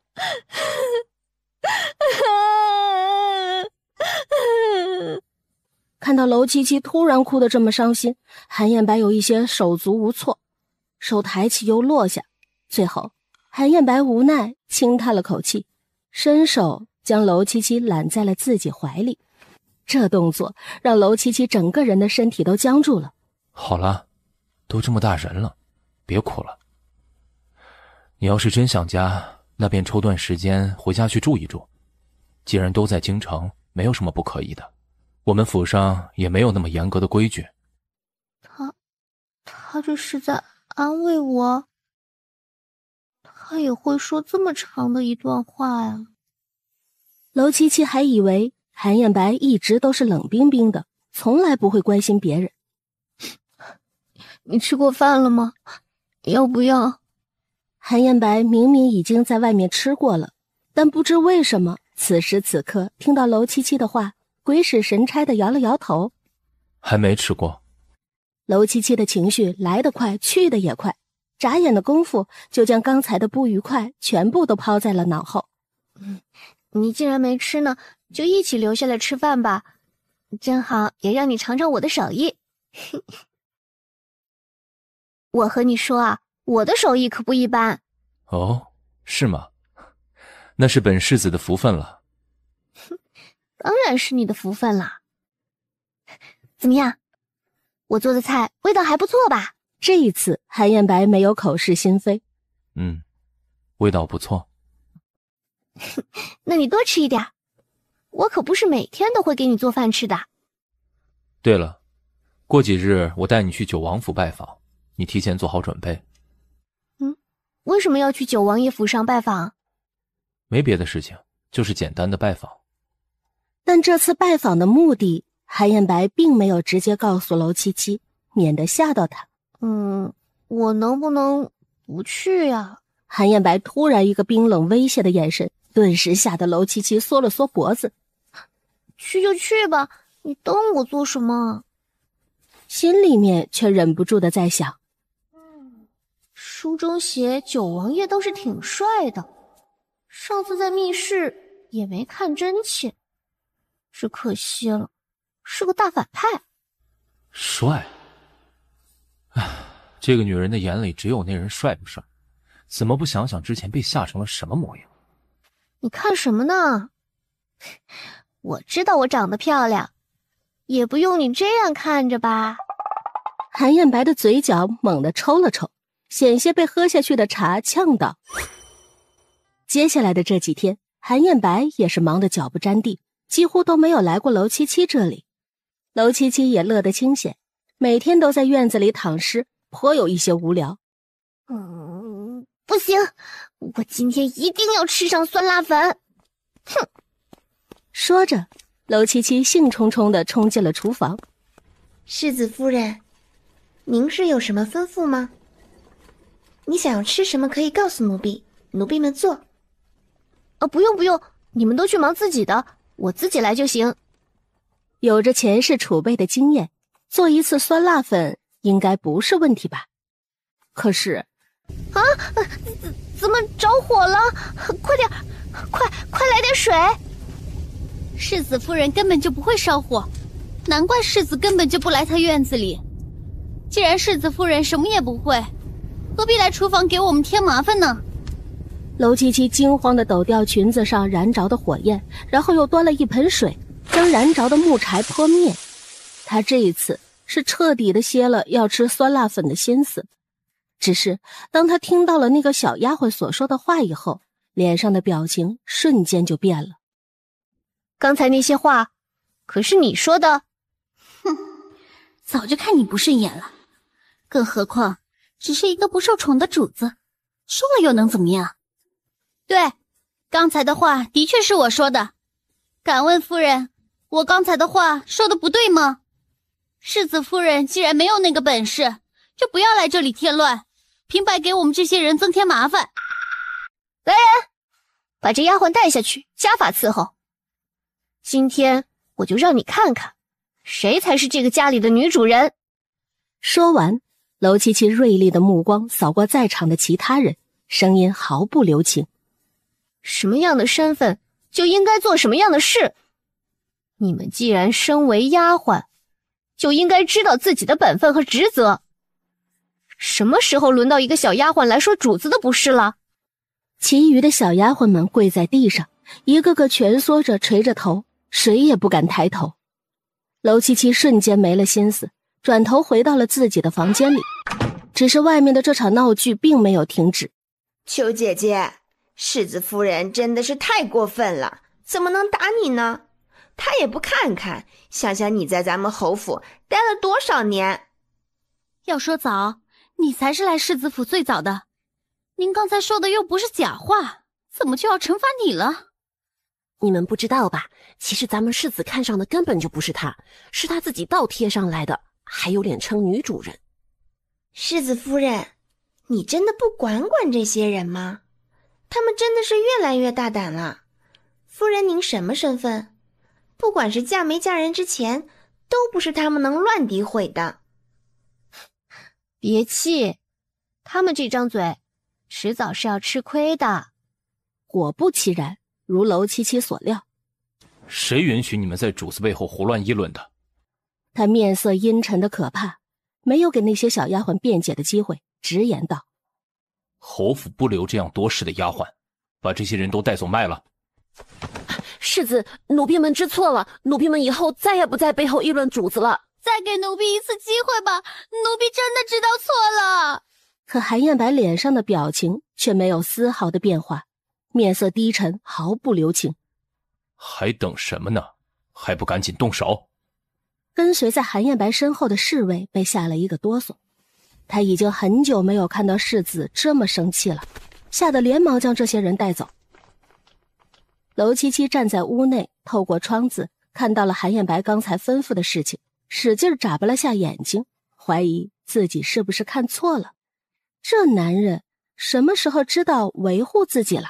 就在娄七七胡思乱想的时候，房间的门突然被人推开了。你是不是傻的？那些丫鬟们都骑到你头上了，难道你就不知道惩治他们吗？就连你都欺负我，小丫鬟们看到了，自然有样学样喽。这话瞬间堵住了男人，让他哑口无言。男人的脸色僵硬了一瞬，随后别扭地转开话题。我已经将那些丫鬟们全都打发了，以后你的院子里不会有人再说闲话。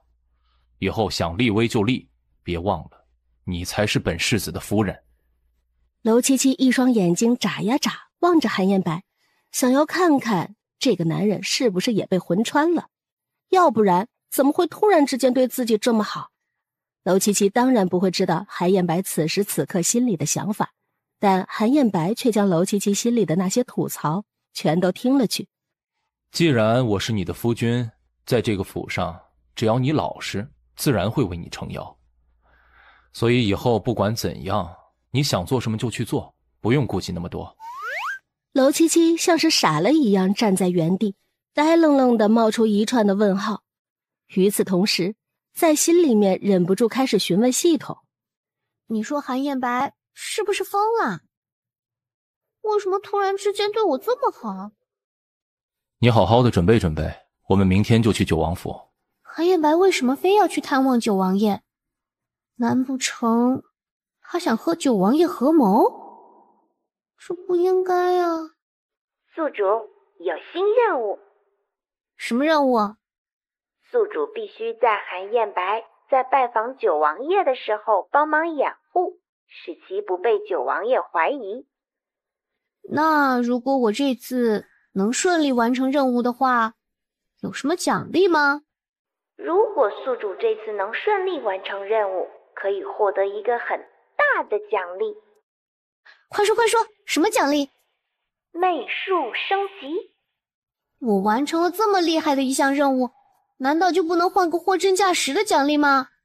这算什么奖励？我根本就不需要这个。我看你们系统都是欺负老实人，是不是欺负我拿你们没办法？宿主，这奖励是系统内定的，我不能做主，而且媚术对于宿主来说作用很大。这算什么大奖励呀？所说的媚术无非就是勾引别人的手段嘛。可是他现在能勾引谁呀？难不成要勾引韩彦白吗？怎么了？你不乐意陪我一起去吗？我们前天明明说好的。当然没有了。今天世子都替我做主了，如此维护我，我自然处处追随世子。那小脸上的表情啊，简直是一脸的崇拜。韩彦白嫌弃地瞥了娄七七一眼，没有再继续说话，继续慢条斯理地喝他的茶。世子，您让手下调查的，手下都已经调查清楚了。最近太子这边也不安定，根据我们安插在太子身边的眼线回信，说太子最近想要子嗣，让我们的人想办法，在平常太子吃的补品里加些料。至于到底加什么料，韩彦白并没有说明，但侍卫已经懂了。侍卫微微地朝着韩彦白点了点头，便退了出去。太子府邸，奴婢最近打探到的消息是，世子和世子夫人感情甚好，两人同进同出，而且世子为了世子夫人，甚至赶走了好多坏事的丫鬟，这其中就有咱们的人。哼，真没想到，娄七七真的是好手段呐！这么短短的一段时间，竟然收拢了韩彦白的心。你这是怎么了？今日为何如此生气？臣妾见过太子。庭燕，不必行礼。说，到底是什么事让太子妃如此生气？你们这些做奴婢的，就是这么伺候太子妃的？太子，您别多想，别怪他们，不是他们的错，是我的原因。我知道太子一直想要一个孩子，可我却一直没能有身孕，所以心中才会这般着急。庭燕，这事不能怪你，不必着急，或许是我们和孩子的缘分还未到。臣妾都听太子的，臣妾最近这段时间也有些累。既然庭燕也累了，那便回去休息吧。柳庭燕回到自己的房中，并立刻将贴身的丫鬟叫了过来。去，将我私藏的春江晚景图拿来。去，将我私藏的春江晚景图拿来。太子妃说的可是那件您最喜欢的春江晚景图，您当初为了这幅画可是和世子……行了，闭嘴！这些话以后都不许再乱说。太子妃，是奴婢愚钝，奴婢知错，奴婢以后一定会注意的。行了，你起来吧，去将我私藏的那幅画拿来，然后派个人悄悄地送到侯府，给韩彦白。切记，这件事不要让别人知道。小丫鬟听到柳庭燕的命令，便着手去办这件事了。短短半天的时间，这幅画就从太子府落到了韩彦白的手中。太子妃送来的？什么东西？侍卫毕恭毕敬的双手将一个画轴呈了上去。韩彦白的眉心微跳，随后将画轴打开，恍惚之间，像是有什么画面在韩彦白的脑海里闪过，但只不过是一瞬间。韩彦白眉头深深地蹙了起来。送画那人除了送画以外，可还说了其他的？并未说其他，那人只是让小的将这幅画转交给世子。韩彦白心中明了，随意的摆摆手。行了，你下去吧。坐在书房里，韩彦白目光沉沉地看着那幅画，一双深邃的眸子让人猜不透他心里到底在想什么。他将那幅春江晚景图收了起来，然后便去了娄七七的院子。世子怎么又回来了？如果没事，本世子就不能来坐坐吗？当然能来。就在这时，一直贴心照顾楼七七的小丫鬟突然俯下身来，用只有2个人能听到的声音，小声的在她耳边低语：“夫人，奴婢刚才看见太子妃的人给太子送来了东西。”这话是在提醒楼七七，可一定要小心一些太子妃，同时也是想让楼七七努力一些，好留住世子。可这话听在楼七七的耳中，却并不是这么回事。果不其然，原女主根本就不会放过韩彦白，这2天只怕还有纠葛。韩彦白再次在楼七七的心中听到了原女主这几个字，瞬间朝着楼七七看了过去，那双深邃的眸子里面满是纠结。这柳廷彦还真是能作妖，一边占着太子妃的位置，一边又要吊着韩彦白。当韩彦白听到这话，脸色不由自主地阴沉了下来。你好像对太子妃有很大的意见。楼七七整个人都愣住了，他看着韩彦白，惊恐地眨了眨眼睛。哎，他是怎么知道的？我表现得这么明显吗？韩彦白下意识地摸了下鼻子，声音不急不缓。前段时间你睡觉，晚上做梦都在骂他。真的做梦都在骂柳廷彦了，还被柳廷彦这个老情人给听见了。天哪，来都来劈死我吧！老情人，这3个字让韩彦白的心里很不舒服。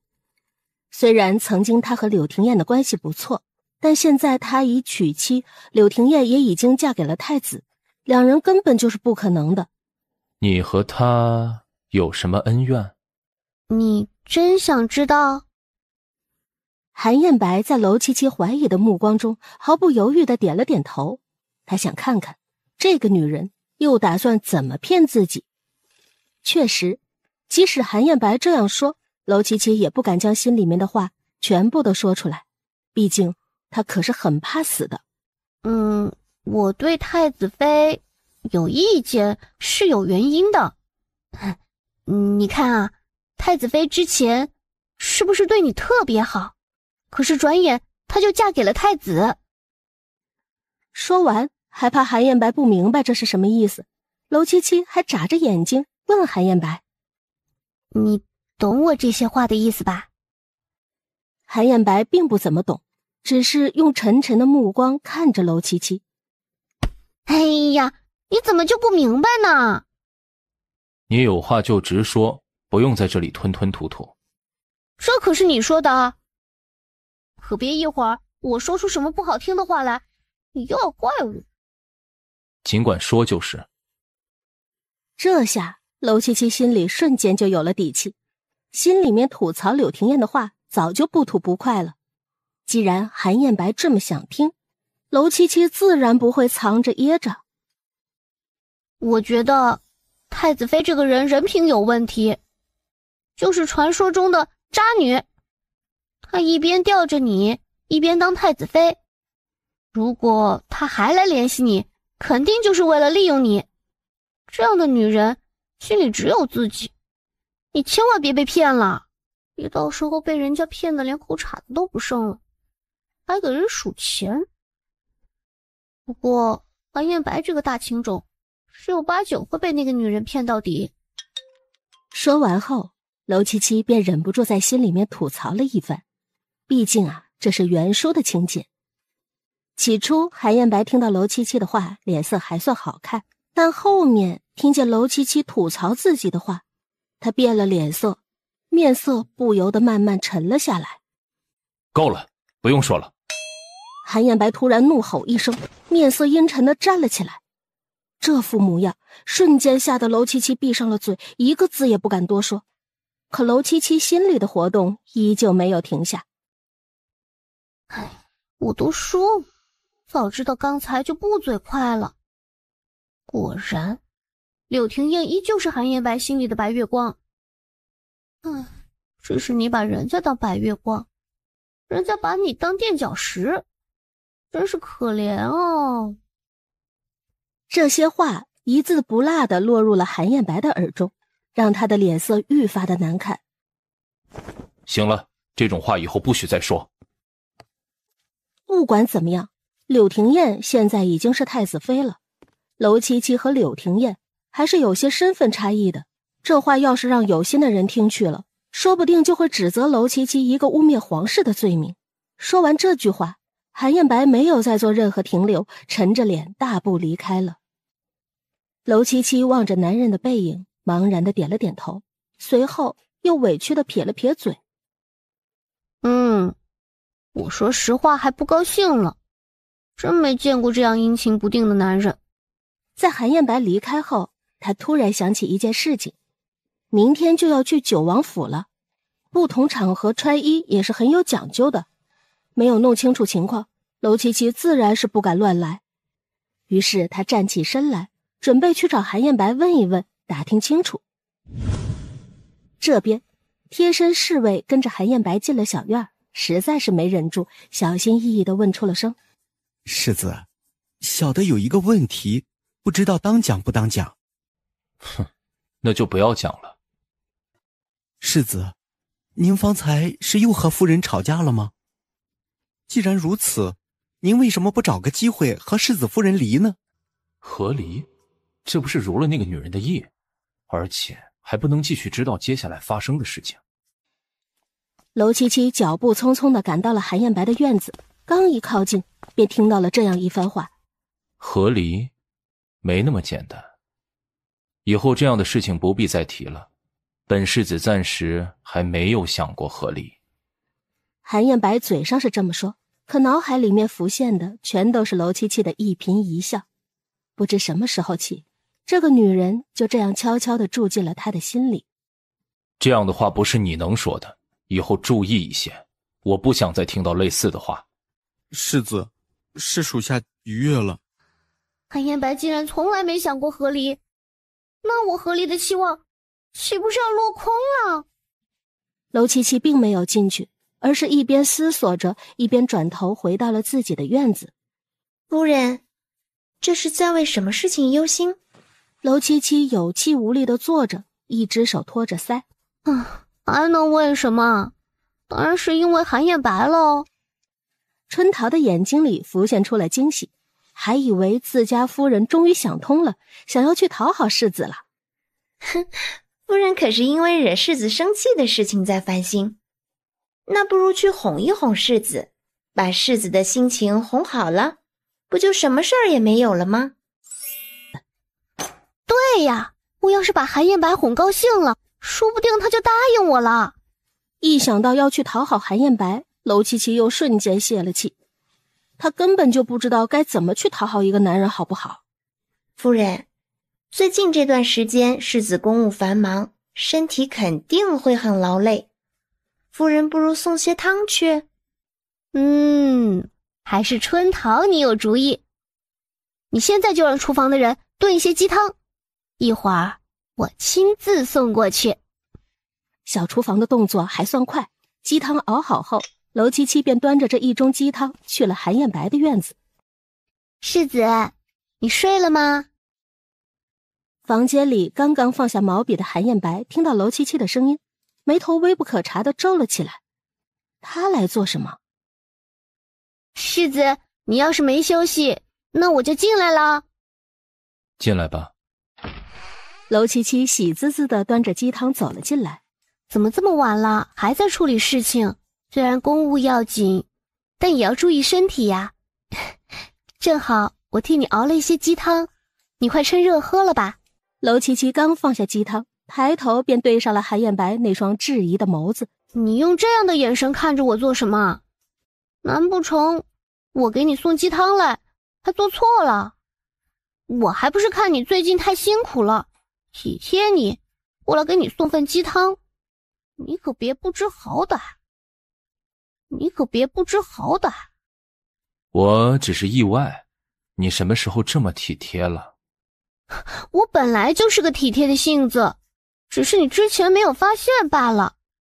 再说了，咱们之前就说好了的，互帮互助，娄七七嘴上是这样说，实则是在提醒韩彦白之前答应过他的话。然而韩彦白并没有多想，再加上他处理公务，时常会忘记了吃饭这件事。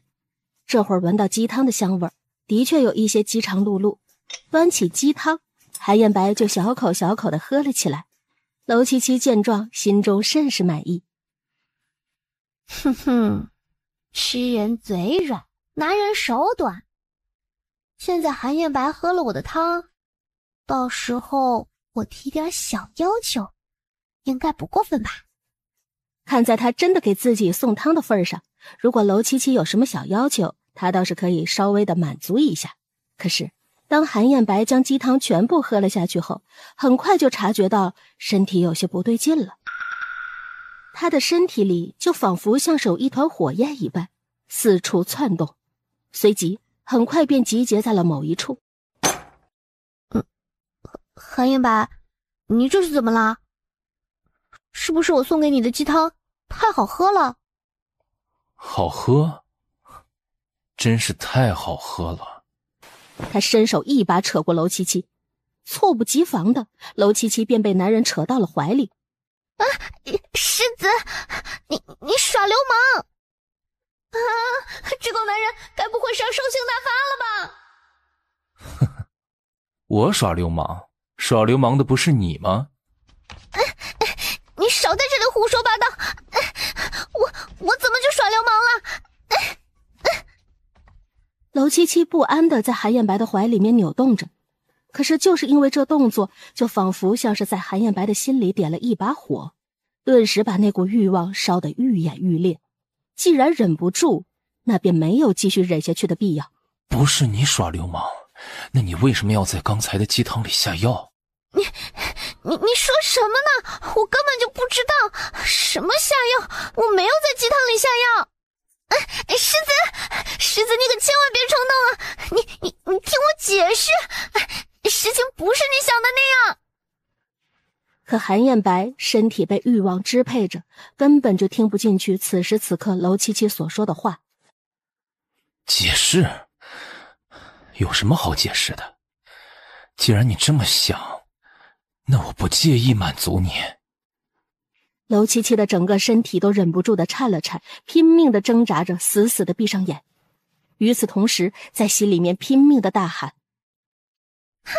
系统救命啊！这男人兽性大发了，我现在要怎么办？宿主可以使用媚术。我呸！垃圾系统，你是不是想坑我？不要以为我不知道媚术到底是干什么用的，老娘现在需要的不是媚术。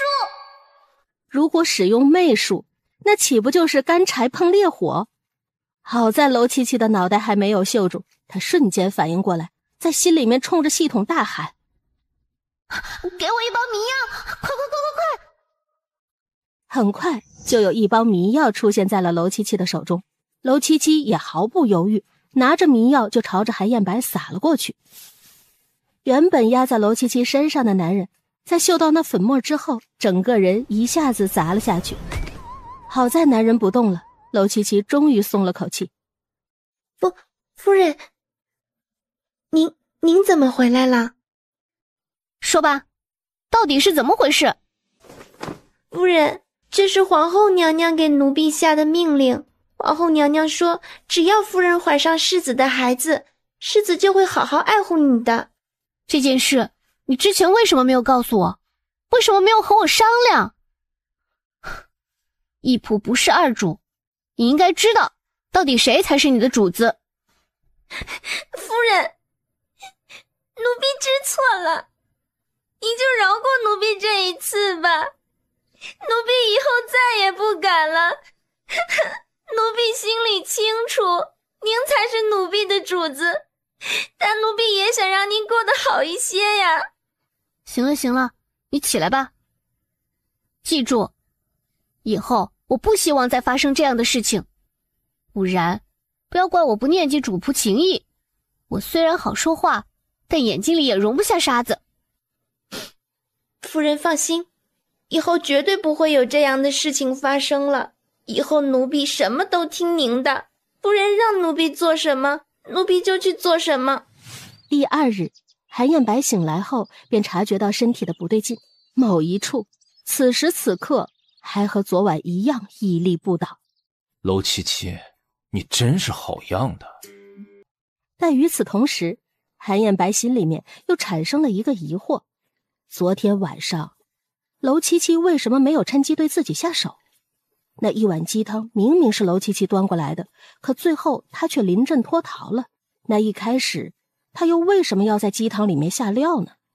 这一点韩燕白想不通。娄七七左思右想，最后还是决定进宫一趟，找娄皇后好好的说道：你这是怎么了？可是韩燕白欺负你了？如果韩燕白要是欺负你，你就告诉本宫，本宫替你做主。娄七七冲着娄皇后使了个眼色，娄皇后立马明白了，让周围的宫女和太监们全部退了下去。行了，有什么事你就说吧，怎么还这般遮遮掩掩的？姐，昨天晚上春桃在我的鸡汤里面下药，这件事情是不是你做的？对，是我做的。我这还不是为了你好。你如果能够尽快怀上韩燕白的孩子，以后也就不会过得太难了。我说姐，你就行行好吧，放过我，不要折腾我了。以后可千万别再出这样的馊主意了。至于我和韩燕白的关系，我会自己看着来的，绝不会给我们家添麻烦。所以昨天晚上你们……哎呀，你一个当今皇后，竟然打听别人房里的事情，真不知道羞了。而且我们什么都没发生。好，我不打听就是了。我还是那句话，如果你有了韩燕白的孩子，身份就会大不相同。我这么做也是为了你好。对，都是为了我好。但是下次你出什么馊主意的时候，能不能提前通知我一声，不要把我也算计进去。好，小妹，以后有什么事我都会通知你。母亲，我回来了。七七啊，你终于回来了。我方才听说三姐姐的婚事已经定下了，而且婚期也已经定了，这事儿是真的吗？怎么这么突然？还不是他不知羞，勾搭上了人家侯府庶子，现如今已经怀了身孕，我们国公府的脸面都要被他这个不知羞耻的东西给丢尽了。这消息要是传出去，我们国公府的姑娘未婚先孕，那些人会怎么看待咱们？会怎么看待国公爷？母亲，这事儿你先别生气，不如先把三姐叫过来，好好问问到底是怎么回事儿。或许是那侯府的庶子欺负了三姐呢。去，把三小姐叫过来。很快，娄三小姐便被叫了过来。母亲，你叫我过来可有何事？跪下！你好好说说，你和侯府家的那小子到底是怎么回事？今天你妹妹回府，听说了这事儿，就觉得你是被侯府庶子欺负了，还想着为你做主呢。哼，替我做主？少在这里假惺惺了，能替我做主的只有自己。三姐，你倒是说说，这到底是怎么回事儿？你是国公府的三小姐，想要什么样的夫家没有？为什么非要用这样的手段嫁进别人家去呢？还有什么好说的？你不都已经知道了？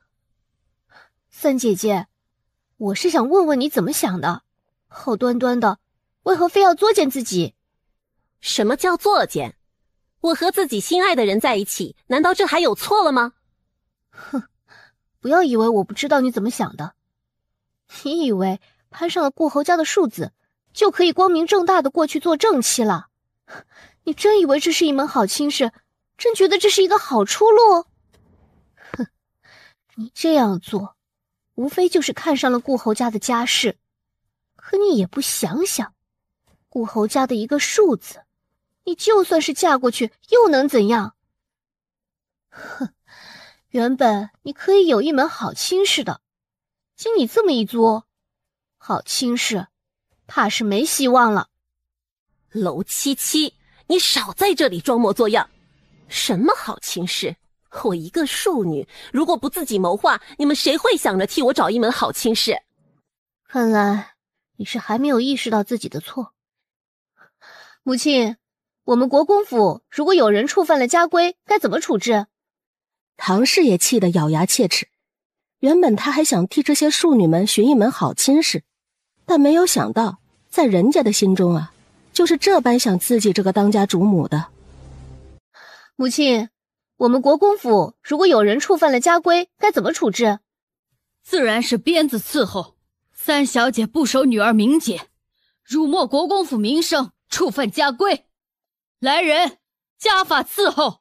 三小姐被叫过来训话的消息，不知道什么时候传到了柳姨娘的耳朵中。柳姨娘就是这位三小姐的生母。夫人，您饶了三小姐吧，都是妾教导无方，没有管好她，才让她犯了错。现在眼下两家已经定下了婚事，要是三小姐受了点什么伤，到时候嫁过去肯定又要闹笑话的。柳姨娘，你现在知道闹笑话了？早干嘛去了？三姐一直养在你的手中，她做出这样的事情来，你也有责任。当初柳姨娘就是用了一些不太干净的手段，才爬上了国公爷的床，生下了三小姐。现如今她女儿又用了这招，果然是有其母必有其女啊。世子夫人，您说的对，都是我的错，都是我的错。娄七七，你这是什么意思？你一个小辈凭什么为难我娘？这件事情我娘做错什么了？我又做错什么了？我不就是为自己找了一门好亲事吗？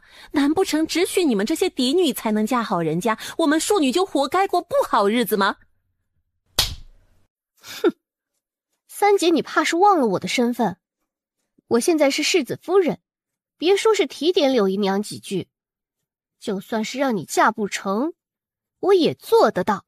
娄七七，你竟敢打我！我不但能打你，还能将你做的这些肮脏事情告诉你夫家。你说，到那个时候，他们还敢娶你吗？哼，不管怎样，这件事情已经发生了，我势必要嫁到顾侯家去。如果母亲和七七怕丢了我们国公府的面子，不如多给我准备一些嫁妆。哼，你做出如此丢脸的事情，竟然还想要嫁妆，我看你就是做梦。这是怎么回事？爹，你可一定要为女儿做主啊！女儿好不容易有了这样一门好亲事，七七竟然要为难我。母亲既然还不愿意为女儿准备嫁妆，女儿嫁进顾侯家代表的是国公府的脸面，女儿不想丢了国公府的脸。这件事就全凭你母亲做主，少来拿这些事烦我。你不就是想要丰厚的嫁妆吗？好，我可以答应你，但我有一个条件。什么条件？我为你准备128台嫁妆，但你嫁进顾侯家以后，无论日子过得如何，都不能再回国公府。你说的这话是真的？自然，本人从来不说假话。七七，你这是做什么？你真要给他准备那么多嫁妆？母亲，您放心，我自有分寸。这个嫁妆不用国公府来出，我出给你，怎么样？就在这时，韩燕白由小厮带领着进了花厅，刚好听到了娄七七耍威风的这句话，他唇角不由自主地往上勾起，心中觉得有些好笑。他哪里拿得出钱来替人家准备128台的嫁妆？娄七七抬眼，刚好对上韩燕白玩味的表情，心中一阵尴尬，忍不住想：可千万别戳中我呀，不然这戏还怎么演下去啊？按照身份，整个国公府在场的人之中，需要给自己行跪拜之礼的只有娄三小姐。韩燕白故意忽略她，没让她免礼。娄三小姐就这样不得不继续跪在地上。哈哈哈哈，贤婿啊，今天家里有些事，让你看笑话了。都是一家人，不说两家话。没想到韩彦白还挺聪明的，一下子就看穿了我的目的。娄七七这样想着，目光含笑地看向韩彦白，突然发觉这个男人今天有一点点的帅。韩彦白将娄七七心中的想法全部听了去，心情莫名其妙有些愉悦。三小姐招惹出来的麻烦，无论怎样也轮不到本世子的夫人来给你擦屁股。未婚先孕，三小姐觉得这是件好事吗？如若这件消息传遍满京城，你的名声坏了，怕是顾侯府也不会娶你进门。跪在地上的娄三小姐脸色变得惨白，听到韩彦白这些话，她一句话也不敢反驳。对，这一切都是你自己的错，还轮不到七七来给你擦屁股，还128台的嫁妆，你怎么开得了口？娄三小姐脸色气得煞红，但却没那个胆量去忤逆娄国公和韩彦白，只能跪在地上一声不吭。柳姨娘倒是个懂事的，这个时候忙不迭地开口：老爷，都是妾身管教无方，让这个丫头的性子变成这样，您别把她的话放在心上，不用128台的嫁妆，三小姐只是个庶女，担不起这些的。娄三小姐听这话，脸上有一些着急，急忙去拉扯自己亲娘的袖子，小声道：娘，你说什么呢？她凭什么担不起啊？然而柳姨娘并没有理会三小姐。娄七七对于柳姨娘的做法还算是满意，便轻声开口：那就改成64台吧。不管怎样，三姐也算是我们国公府的小姐。娄七七的嘴上这样说着，心里面却是幸灾乐祸。别人或许不知道，但韩彦白却听得清清楚楚。韩彦白好奇的眼神落在娄七七身上，想知道他这么做的目的到底是什么。谢谢世子夫人为三小姐着想，妾身在这里谢过世子妃了。柳姨娘起来吧，既然婚事已经定下来，成婚的日子马上就要到了，你这段时间就把三姐带回去好好教导，切记别再惹出什么乱子，不然国公府只能当做没有这个女儿。连忙点头应下后，柳姨娘急忙带着三小姐离开了。好在三小姐对于46台的嫁妆还算满意，没有再继续闹下去。我的傻七七啊，她只是一个庶女，哪里用得了64台的嫁妆？你说你这是不是傻？把自己的银钱都搭进去。母亲，你就放心吧，我没那么傻。咱们家产业不是有一个首饰铺子吗？我听说那铺子里有好多卖不出去的首饰，正好没地方打发。既然三姐这么想要丰厚的嫁妆，那就都给她好了。就你呀，最调皮了。那既然这样，就按照你说的吧。既然今天来了，那就陪着七七一起在国公府吃过晚饭后再走吧。那就听岳父大人的。母亲，我去厨房看看有什么能帮上忙的。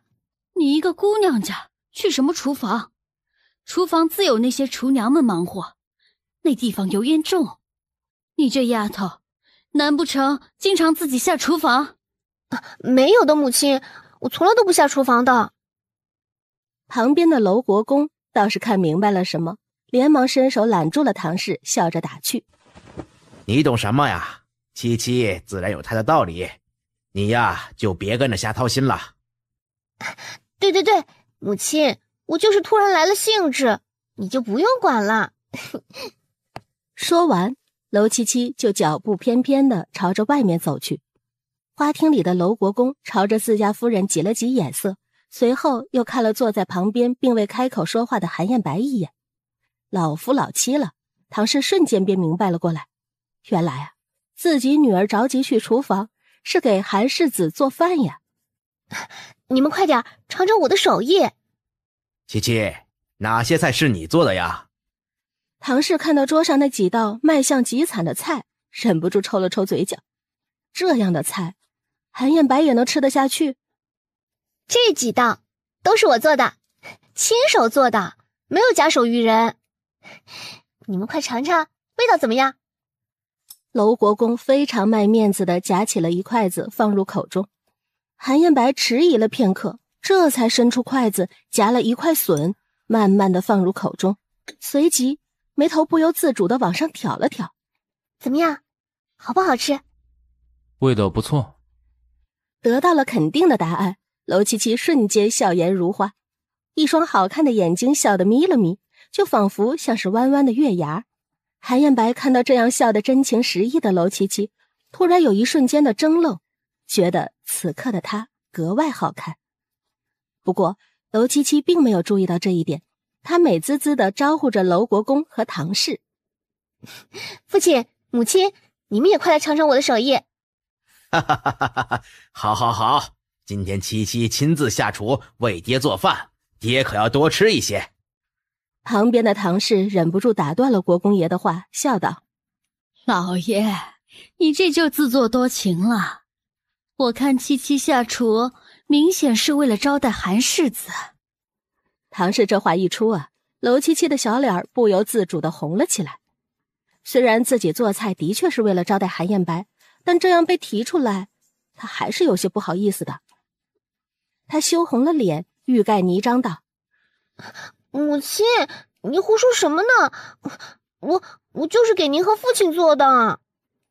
整顿饭吃得其乐融融，韩彦白的心情难得格外舒畅，甚至有些喜欢这样的环境。彦白，你回来了，我还以为今天等不到你了呢。有夫之妇等一个有妇之夫，真的是有意思。韩彦白是不是蠢啊？难道看不出来这个女人别有意图吗？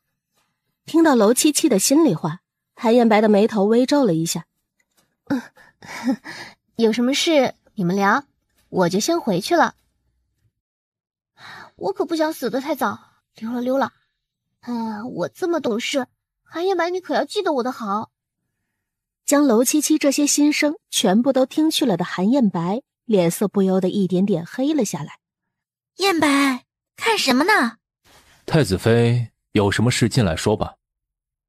柳廷燕莞尔，勾起唇角，跟在韩彦白的身后，一起进了韩彦白的书房。彦白，我就知道你肯定没有忘记我们两人之间曾经的情谊。我猜到你肯定会喜欢这幅画，所以特意派人送了过来。太子妃有什么话就直说吧。太子妃应该清楚，你我二人现在已经各自成婚，你是太子妃，我只是一个世子，日后还是不要来往太密切，理应避嫌。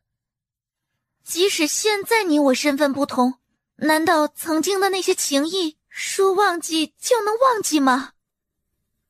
太子妃，有些事情就应该忘记。太子妃，如果没有重要的事，那我便不陪您继续聊下去了。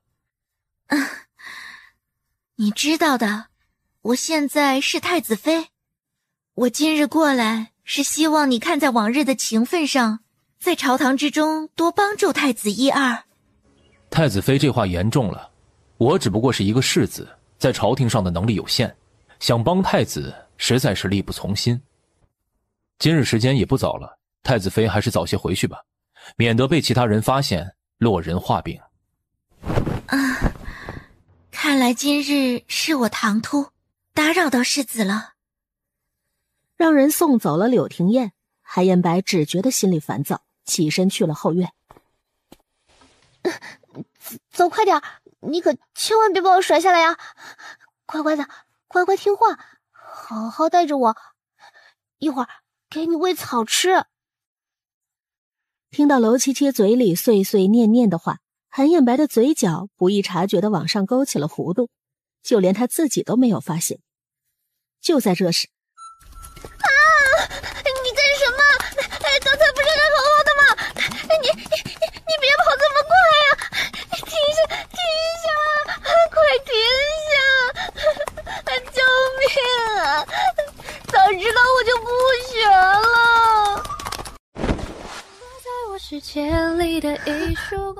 完了，这是心动的感觉吗？好了，现在没事了，还能不能站得住？可以，我还站得住。刚才太子妃过来，是有事情找我谈，他想让我站对太子，不要多想。韩彦白这老傻子，该不会答应了吧？柳廷烨是在利用你啊！柳廷烨在乎的只有自己的地位和身份，书中的柳廷烨就是这样利用韩彦白，把韩彦白当作垫脚石，成功当上皇后的。一字不落的将这些话全部都听去了。老傻子是什么鬼？他老吗？他傻吗？在想什么呢？这么入神？没什么没什么，我就是刚才被吓到了。那你还要不要继续学骑马？我是想学，但是我的技术太差，怕摔死自己。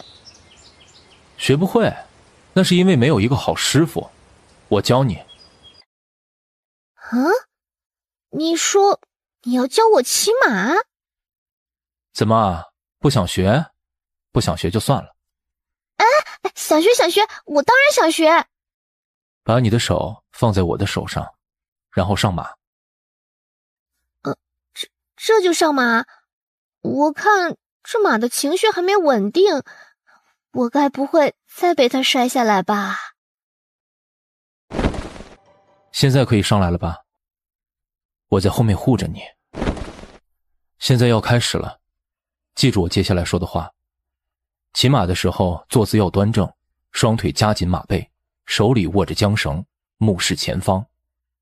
别害怕，不要发抖，我在你身后呢。娄七七手里面握着缰绳，韩彦白便握住娄七七的手，小声提醒他该怎么做。然而这时娄七七的思绪已经神游出去了。要是柳廷烨真的当了皇后，那我还有什么活路？韩彦白，你可千万不要帮他呀！在想什么呢？这么出神？练习骑马的时候就要用心，不然你什么时候才能学会？没事没事，我就是想起我那个三姐，就有一些头疼。我这个三姐姐就是喜欢作妖的性子，现在在府上做出这么多事情来，我怕她大婚那日又在府上惹出乱子。那等你三姐成亲的时候，我跟你一起回去。你真的愿意跟着我一起回去吗？你不忙吗？不忙，刚好有时间陪你过去。你们几个先去前面等着我，我有些话想和七七说。喂，系统，你给我出来！今天是不是有什么新的任务等着我？宿主，您猜的没错。是什么任务？你快说好，让我提前有个心理准备。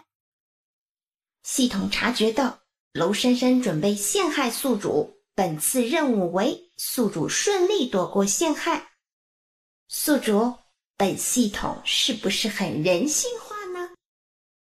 听到这话，娄七七满头黑线，这破系统还自夸起来了。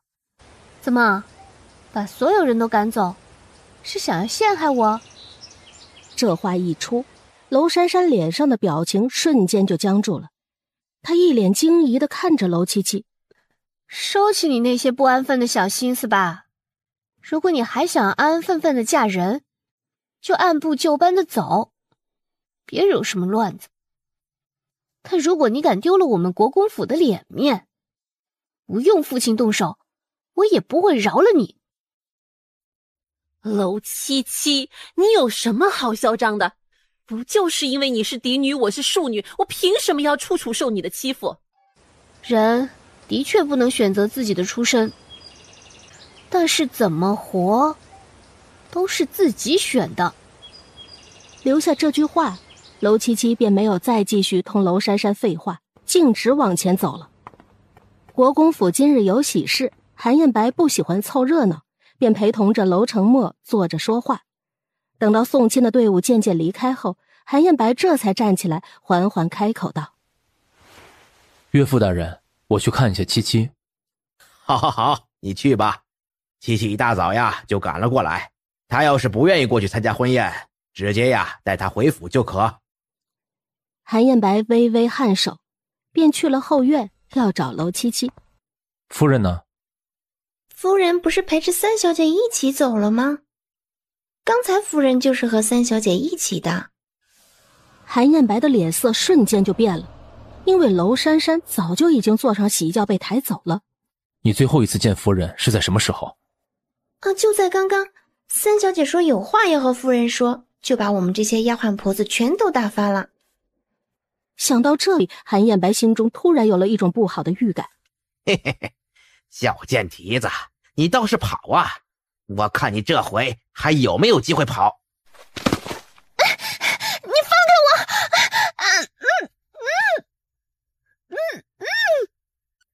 人逮回来了，现在要怎么办？把人现在就解决了，藏到箱子里。今天这小娘们儿长得还真挺漂亮，老子都忍不住想要上去亲她2口。行了，收起你那小花肠子，少睡个女人你又死不了。嘿嘿，我就是想想。在紧张绝望之际，男人突然从天而降，就仿佛像是神仙下凡一般。此时此刻，娄七七被男人紧紧地搂在怀里，双臂缠着男人的脖子，突然有一种说不出来的安全感。有没有事？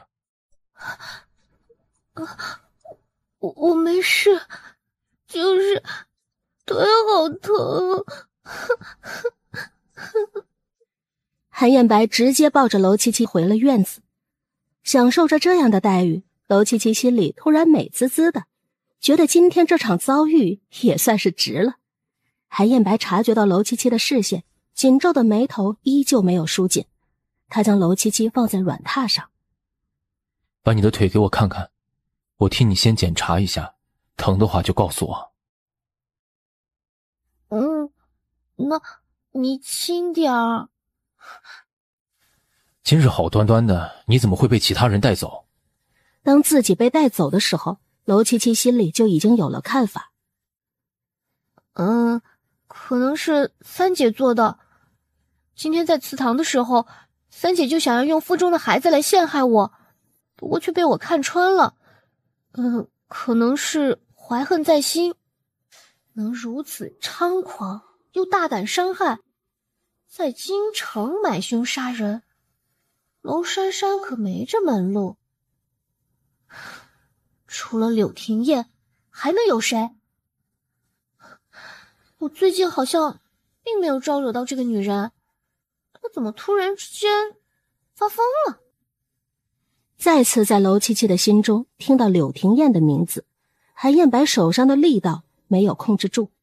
你要是不想替我上药，就让我的丫鬟来，为何要这样为难我？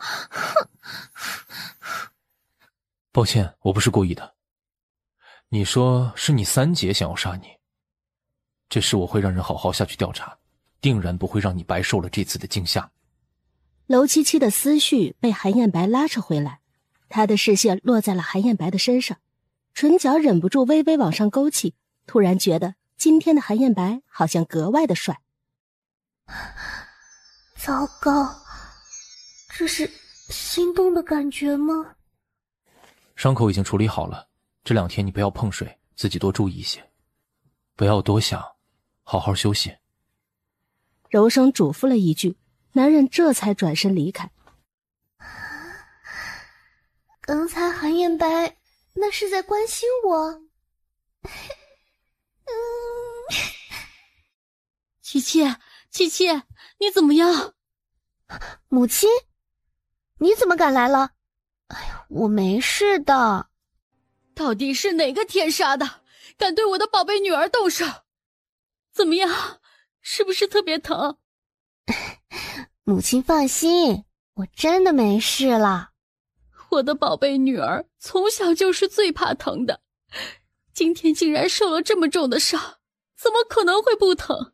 对了，听说在三丫头出嫁前有为难你，这事儿是不是她做的？我也不知道是谁想对我动手，不过三姐的确对我不怀好意。娄七七如实的回答，并且将娄珊珊在祠堂里想要用肚子里的孩子陷害她的事情告诉了唐氏。怪不得今天拜堂的时候她突然肚子疼，差点小产，看来这都是报应啊。小产？那孩子可有什么事？孩子倒是没有别的事儿，但是见了红，想要生下孩子必须好好调养。明日我就让人去给你那三姐夫送几个美妾。娄七七听到这话，忍不住笑出声来。要说狠，还是母亲大人最狠。春堂，世子今天可回府了？世子今天晚上并没有回来，有事情在外面忙。夫人，您平常不是不关心世子去哪里吗？而且也不让我们提，今天怎么主动问起来了？我就是随口一问，没有别的意思。好了，吃饭。吃过晚饭，娄七七觉得肚子有一些胀，再加上现在的天气渐渐变得热了。春堂，你陪我出去转转吧。是，夫人。春桃扶着娄七七在院子里面溜达，娄七七忍不住想，现在的天都已经这么晚了，韩彦白是有什么重要的事情还不回来？走着走着，娄七七便察觉到了不对劲，他猛地一回头，就看到了有一个小丫鬟一直跟着自己。娄七七的心中下意识的一慌，以为这小丫鬟要对自己不善，不由得向一旁闪躲。然而那小丫鬟走到了娄七七的跟前，随手将一个纸条塞到了娄七七的手中，然后就疯狂地跑开，消失在夜色中。世子，您总算来了，夫人正盼望着世子来呢。娄七七盼着我过来？对呀，夫人刚才吃饭的时候还念叨世子来着。莫名的，韩彦白今天不爽的心情消失了大半，然后推门走了进去。房间里并没有什么动静，韩彦白走近才发现，这女人竟然已经睡着了。他走到床边，视线不由自主地落到了娄七七掉落的纸条上。这是一张恐吓纸条，谁给娄七七传来的这张纸条？你怎么过来了？这张纸条是谁给你的？知不知道这到底是怎么回事？我也不知道是怎么回事儿。府上一个小丫鬟突然塞给我的，不过我已经让人去查了，应该很快就会有人把那丫鬟带进来的。夫人，人已经带来了。把人带进来。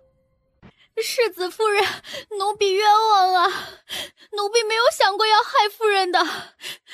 奴婢只是在今天出去采买东西的时候，被人塞了一张纸条。那人让我将纸条交给夫人，还说如果我要是不给夫人，就杀了我。奴婢实在是害怕，所以才……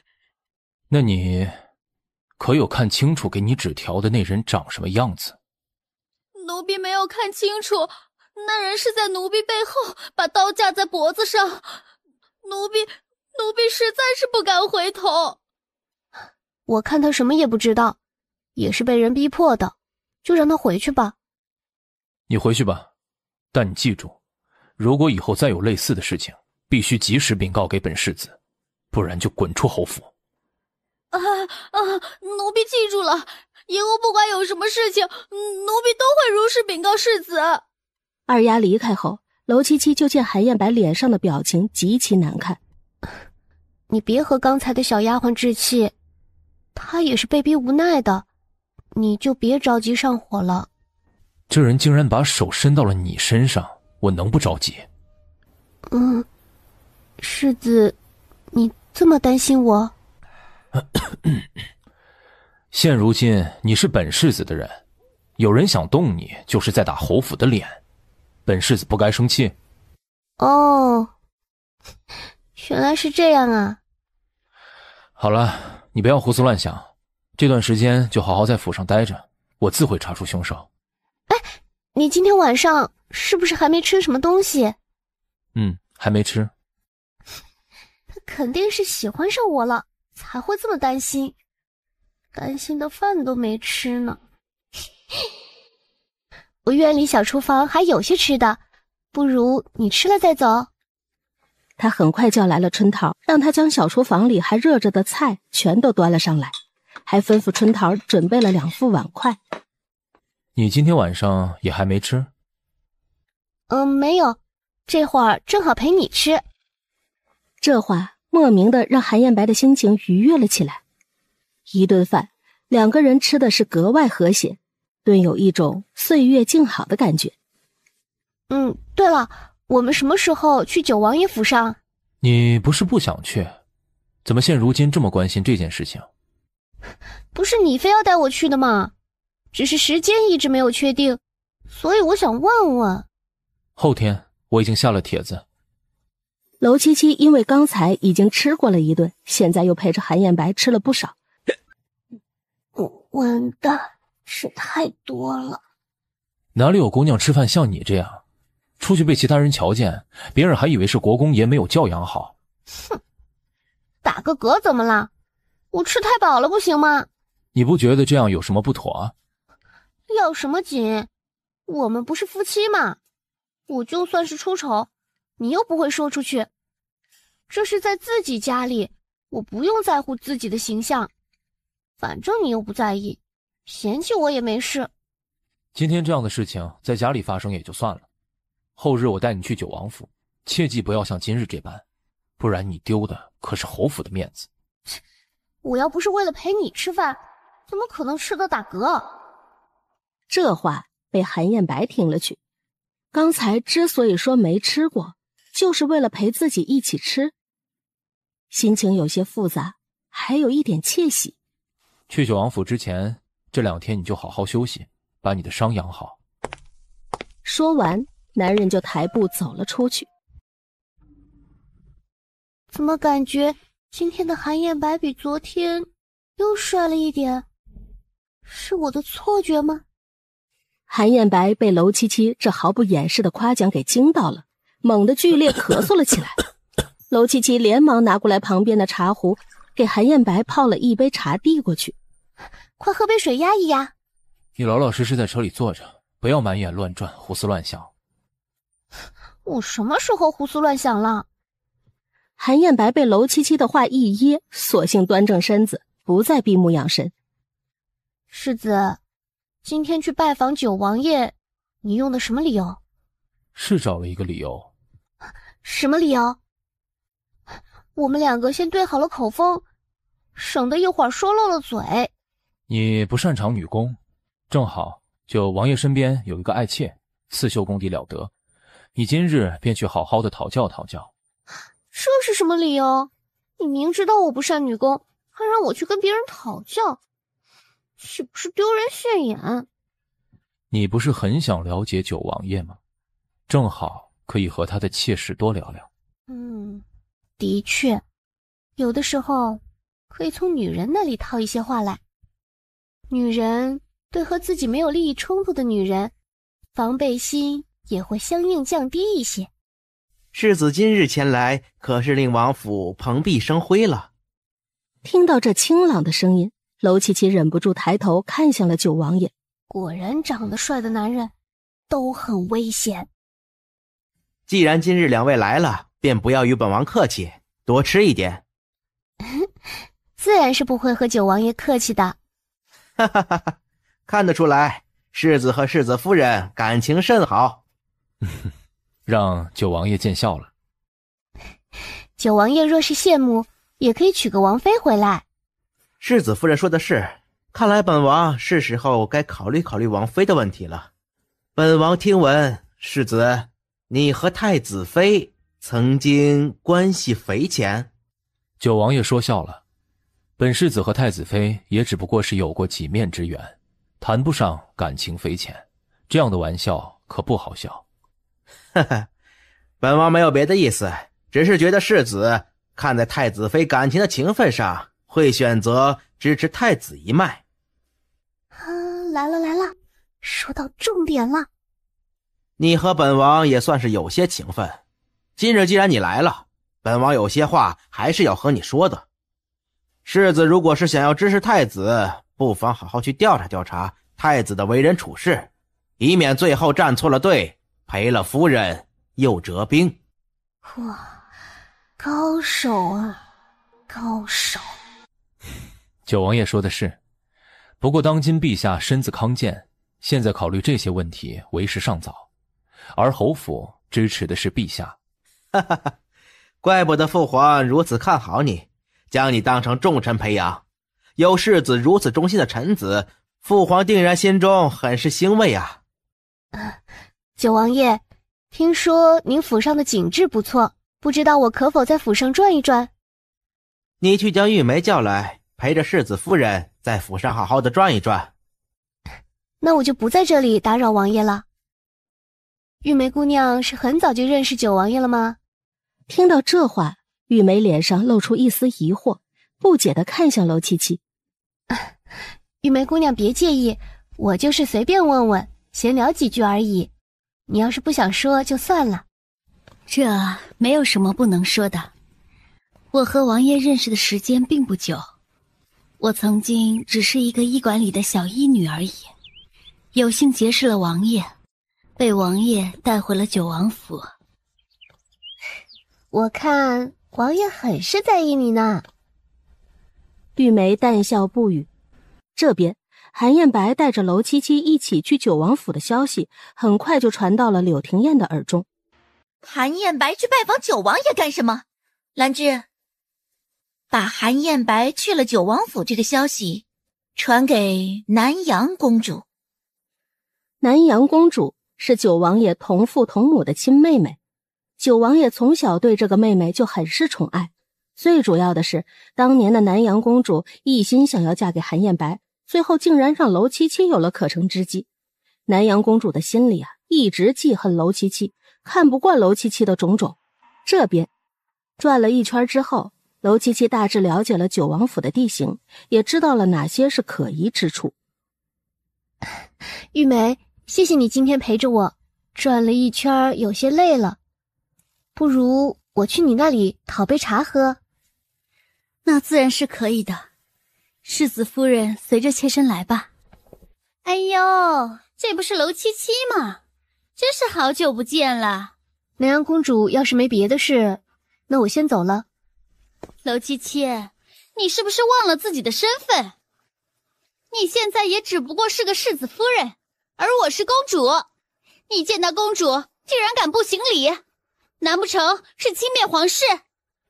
公主说的这是什么话？我可没有这个意思。公主不要给我乱扣帽子。这样就算了，本公主要你跪下行礼。哼，那我要是不跪下行礼呢？南阳公主打算怎样？当初你使手段嫁给韩世子，本公主就想要教训你了。今天教训你也不算晚。来人，把楼七七给我摁住，掌嘴！南阳公主，世子夫人是九王爷的客人，您这样做是不是有些不妥啊？你算是哪根葱？竟然敢在本公主面前说话！你只不过是一个妾室，九哥都看你几眼，你还真把自己当个主子了。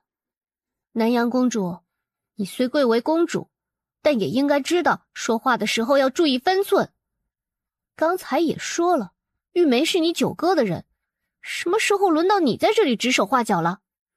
你们还等什么呢？给我掌嘴！你们别过来！你们要是过来，我家世子不会放过你们的！你们放开我们家夫人！哼，我倒是想要看看韩世子会怎么不放过我这个公主。救命！我不会游泳。哎呀，我要是昏迷了，就可以找个理由在九王府上留下来了。今晚我就去探探九王爷到底有什么秘密。韩燕白焦急地冲下水，朝着楼七七游过去，然后就听见了他的这些心声，顿时心里面不知道是该生气还是该笑。楼七七，你还真是好本事。哎，怎么回事？韩燕白发现了？我装的这么不明显吗？韩燕白险些被气笑了，他在水中直接抱起楼七七游到了岸上。楼七七他是不是装的？怎么说晕就晕了？看来今日来拜访九王爷就是个错误，不然七七也不会这般。这件事的确是南阳的错，既然令夫人是在本王府上出的事，本王定然会负责到底。现在世子夫人昏迷不醒，世子还是先将夫人抱到屋里，让府医好好的瞧瞧。哎呀，韩燕白，快点答应啊！好不容易有这个机会，再不答应就要错过了。玉梅，你带世子下去安顿好夫人。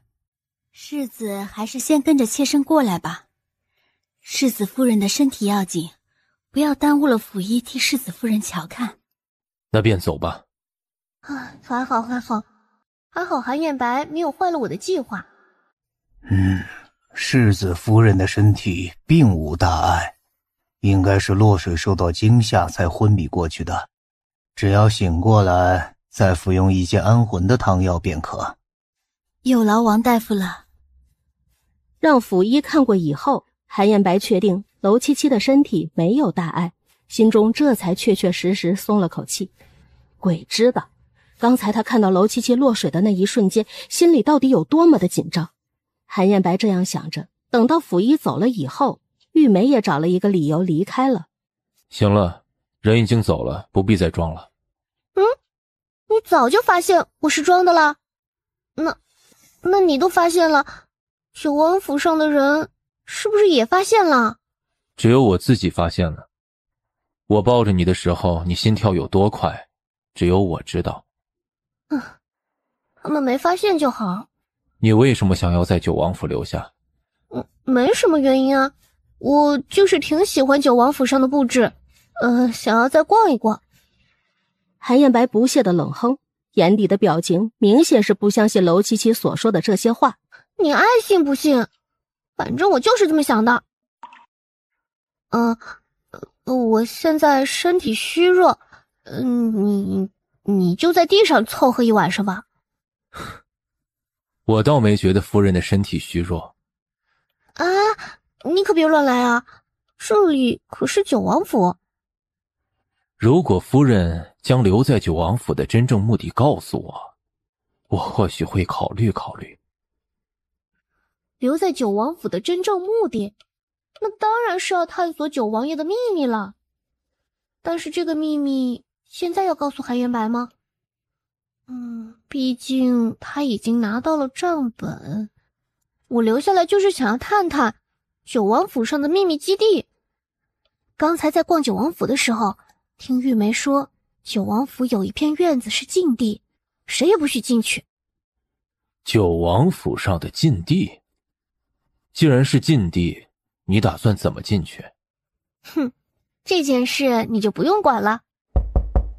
世子，我们家公主想和您叙旧，想请世子现在过去一趟。现在天色已晚，公主若是有话要说，可以改到明日。别呀，你别忘了，咱们现在可是住在九王府上，而且南阳公主是九王爷的妹妹，你怎么能这样落了南阳公主的面子呢？我就是坐下来叙叙旧嘛，这有什么大不了的？你去吧，你放心，我不会多想的。韩燕白皱起眉头，朝楼七七看过来，就见楼七七朝自己眨巴眨巴眼睛。你回去复命吧，我稍后就到。等到小丫鬟离开，韩燕白危险的眼神看向楼七七。你老老实实在屋子里待着，不要到处乱跑。九王府府上并没有你看到的那么安全。好了，我知道，你赶紧去吧，别让公主等急了。莫名的，韩燕白听到这些话，总觉得有些不对劲儿。他前脚刚走，娄七七这边就在屋子里坐不住了，她反复的在屋子里来回踱了几步，随后就走到了门口，准备推门出去。世子夫人不是身体不适吗？这是要去哪儿啊？还不是去找世子的。刚才南阳公主把世子叫走了，到现在还没回来。你说说，我这深更半夜的，他们两人能有什么话可说呀？就要将我这个正牌夫人晾在这里不管不顾。更何况我今日还受了惊吓。这位姐姐，你就让我出去吧，我今天晚上一定要把世子找回来。你说，要是今晚世子真的和南阳公主发生什么，那我这个世子夫人还要不要活了？娄七七说的是一把鼻涕一把泪，好不可怜的模样，看得小丫鬟脸上的表情满是为难，开始犹豫。我知道九王爷担心我的身体，特意让你们来看着我。但是如果世子真的和南阳公主有什么，那我也不活了。那奴婢陪着世子夫人一同前去。那这位姐姐，不如去帮我准备一些热水吧。我将世子叫回来，自然是要沐浴焚香的，去他身上别的女人的味道，不然我闻到我一阵阵心绞痛。小丫鬟犹豫了一下，这才抬脚走了出去，去准备热水了。终于找到了时机，娄七七毫不犹豫的就在夜色之中溜了出去。本世子今日过来，就是想告诉公主一声，今日公主对夫人所做的一切，本世子都记在心里了。韩燕白，你给我站住！公主还有何事？韩燕白，本公主让你陪本公主用膳，谁允许你走了？韩燕白，本公主让你陪本公主用膳，谁允许你走了？我已经用过晚膳，再说现在天色已晚，公主就不怕吃多了积食吗？我不管，你今天晚上就算是陪我喝茶也要留下来。公主，我已经是有了夫人的人，公主不知道避嫌吗？皇家规矩向来严苛，公主就是这样遵守皇家规矩的，希望公主以后记住这些规矩，莫要丢了皇家的脸面。公主注意分寸，南阳公主，要是不想这件事情传到陛下耳中，以后就离本世子远一些。韩燕白，你就这么喜欢娄七七？她当初是使用手段才嫁给你的，根本就配不上你。哼，那南阳公主觉得你现如今的行为又是什么？这话再次让南阳公主脸上的表情骤变。世子夫人呢？世子夫人说出去找世子了。世子，你没有遇到世子夫人吗？她不要命了吗？她将九王府上的这些侍卫都当成摆设了吗？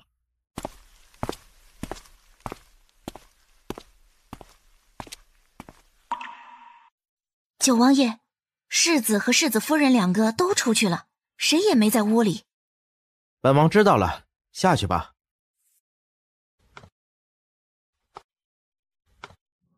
你们有没有听到什么动静？好像是从那处宅子传出来的。嗨，怎么可能会有人去那种宅子？那可是咱们府上的禁地，谁也不允许去的。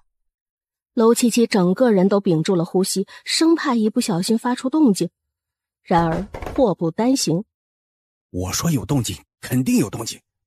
哎，我也听到了，走，咱们进去看看。这下要怎么办？系统，有没有办法？是我，别怕。王爷，我们刚才听见的动静就是从这个院子里传出来的。不过我刚才进去看了，里面好像没人，就是那门有一些奇怪，怎么推也推不开。来人，从外面把这个院子给我围住，一只苍蝇都不能放出去。世子，我们现在怎么办啊？我去将九王爷和他带领的人引开，你趁机回房间。啊，不，我不能走，我是绝对不会走的。要是被发现，就一起被发现。韩彦白满脸的无奈，忍不住轻叹了口气。啊，世子，你现在带着我出去，我们飞到房顶上去。韩彦白有些不解，都到了这个时候了，他们上屋顶上去，岂不是就暴露了？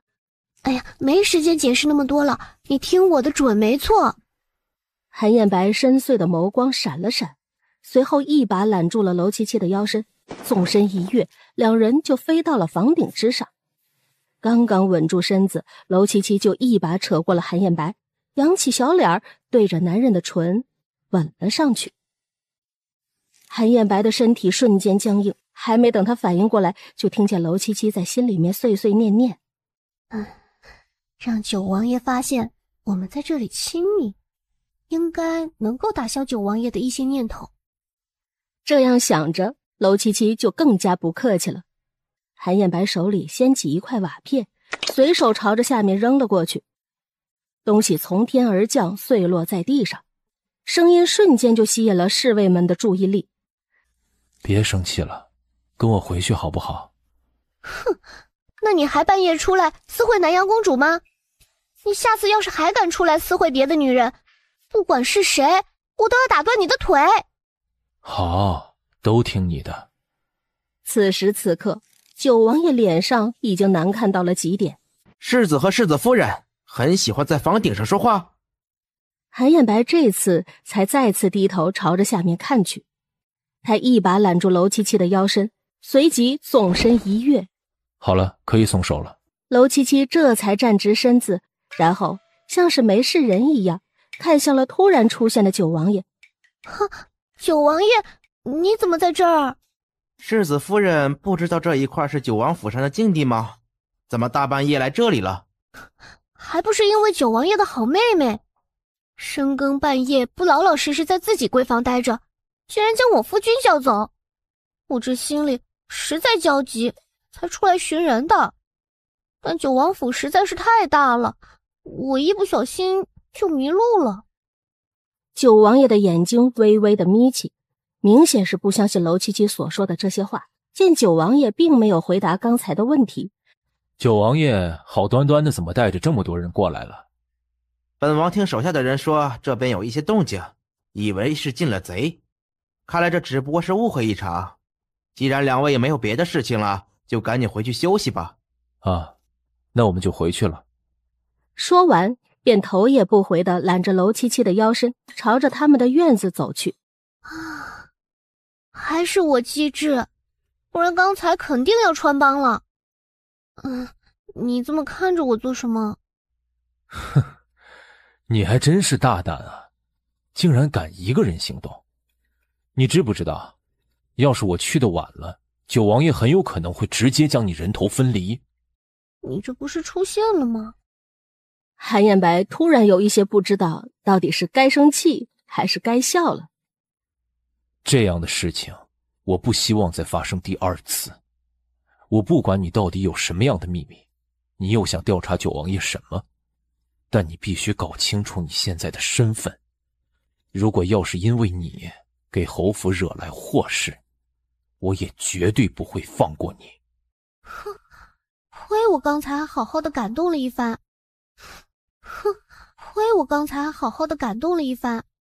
冷哼一声，娄七七直接转过身去，留给韩彦白一个后脑勺。你要是怕我连累侯府，大可以直接把我休了，这样我做什么事情就和你无关，也和侯府无关了。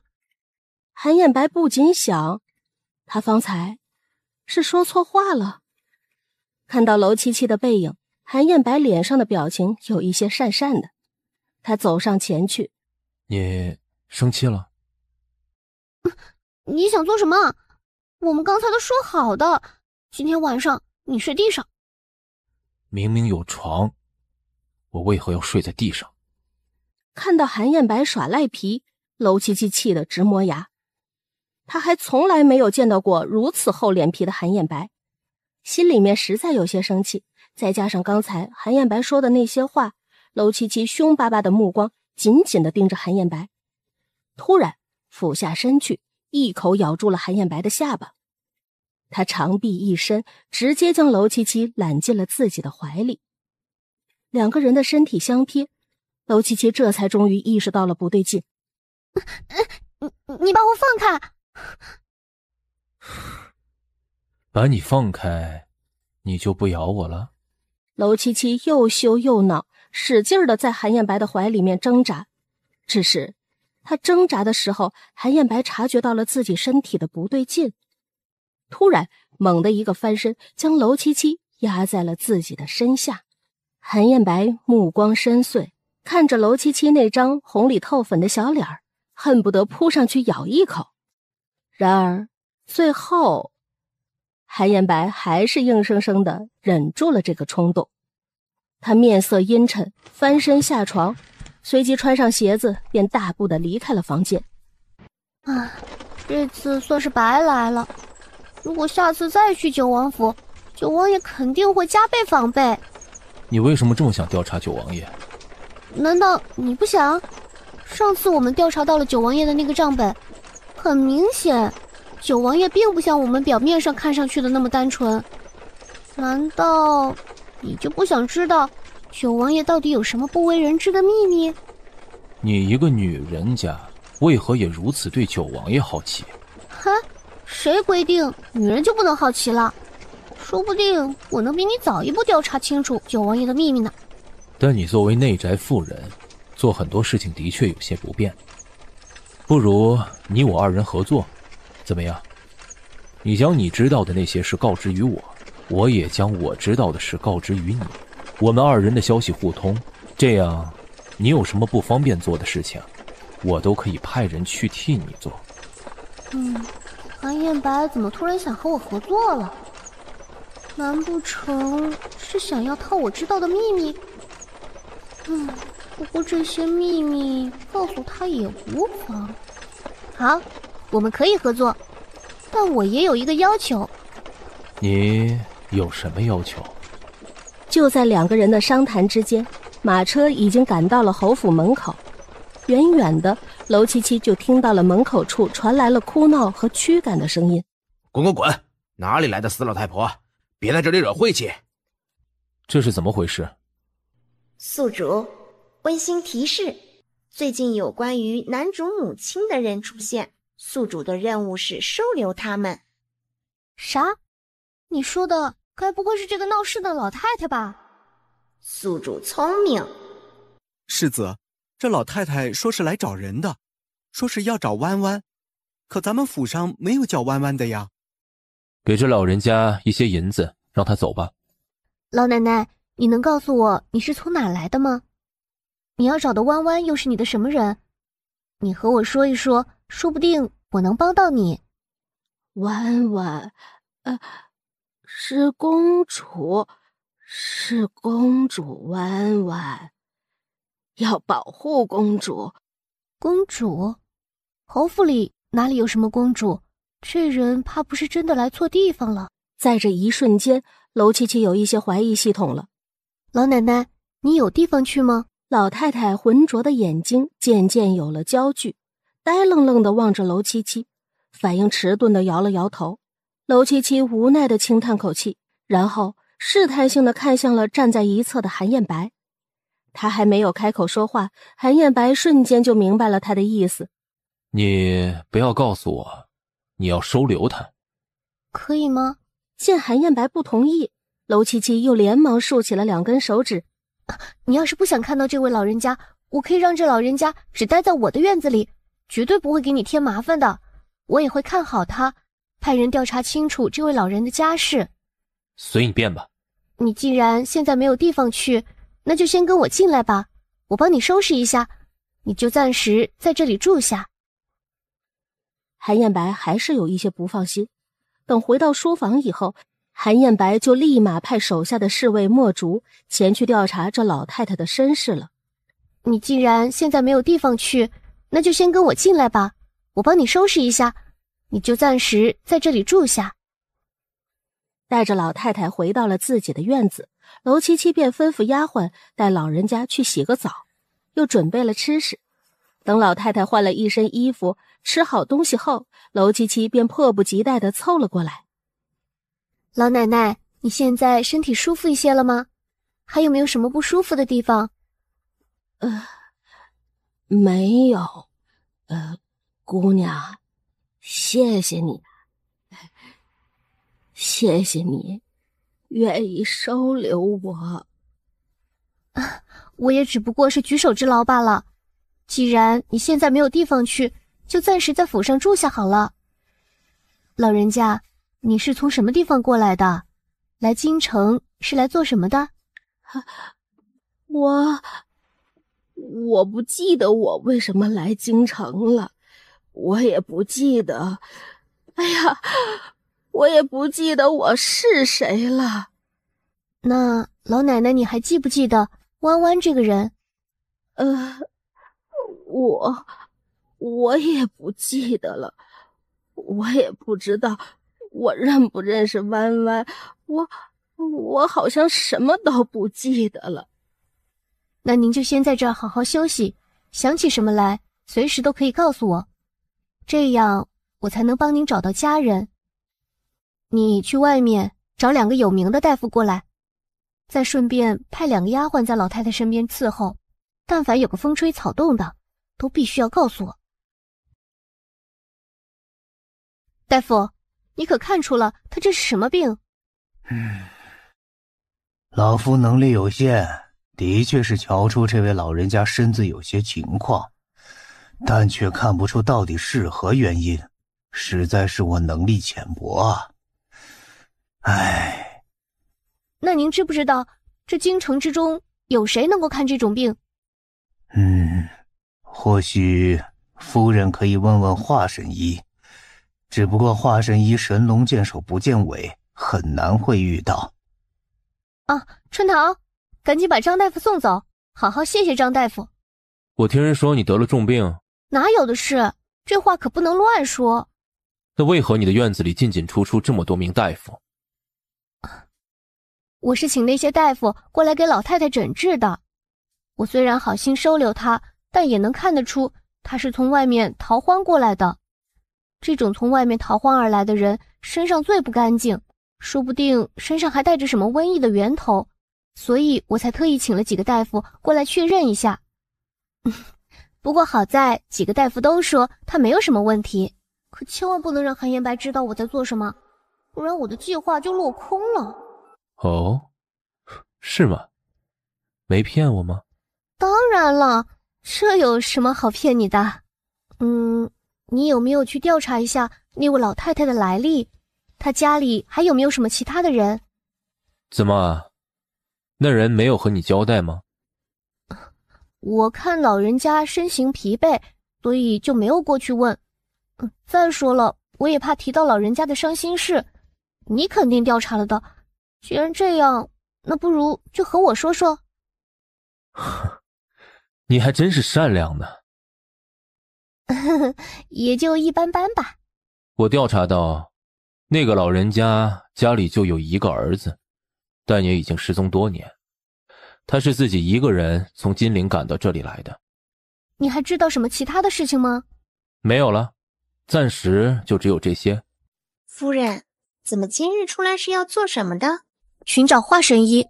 夫人，依照您现在的法子，就算是在大街上找个3天3夜，也不一定能找到华神医啊。既然您这么想要帮程嬷嬷看好她的病，那为什么不找世子帮忙呢？世子见多识广，而且手下的人个个人才辈出，说不定世子有办法帮夫人找到华神医。娄七七摇摇头，但就是因为春桃的提醒，娄七七突然想起来自己可以去找唐毅帮忙。夫人，咱们真的要来这种地方吗？要是让世子知道了，定会找夫人的麻烦的。自然，来都来了，当然要进去坐坐了。正好娄七七也想要看看这玉春楼里到底都有什么样的角色，才能让京城里的有钱男人有钱女人趋之若鹜。今日娄七七出来，身上带的银子很足，一上来就直接在店小二那里要了一间最豪华的包厢。哎，麻烦你帮我把唐毅叫过来，就说他的好友来访。那小二拿到好处，自然就笑脸盈盈的出去叫人了。然后，世子，我们现在还要离开吗？不急。他倒想要看看这楼七七来玉春楼有什么事要做。唐毅，你来啦，快坐快坐。你今日找我来，可是有要紧的事情？你之前可是说过的，要是我遇到什么麻烦，都可以过来找你。这话还算不算数？自然是算数的。哎呀，我就知道，你这个朋友我没有交错。我眼下真的遇到一个难题，想要拜托你。我知道你在玉春楼，平常可以认识到很多各种各样的人。那你有没有听说过华神医？你可是身子不舒服？要知道，要是生一些小病，京城里的大夫也是可以诊治的。一般需要华神医救治的，那就是要紧的病情了。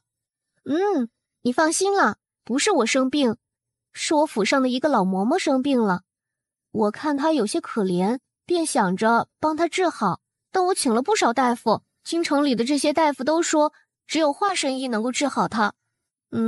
那既然我知道有人可以治她，自然是不能见死不救的。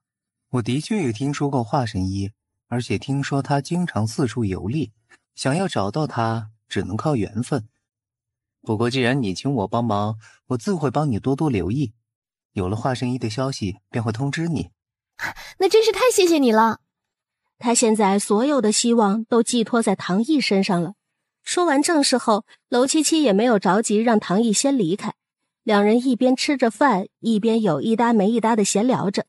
此时，对面的包厢里，韩燕白就仿佛像是被人定住了一般，目光沉沉的一直锁定对面的包厢。世子，这些菜都凉了，要不要小二端下去热一热？然而墨竹的话并没有得到回应。就在墨竹想着他要不要去对面的包厢里提醒一下夫人时，对面包厢的门打开了，最先从里面走出来的就是楼七七。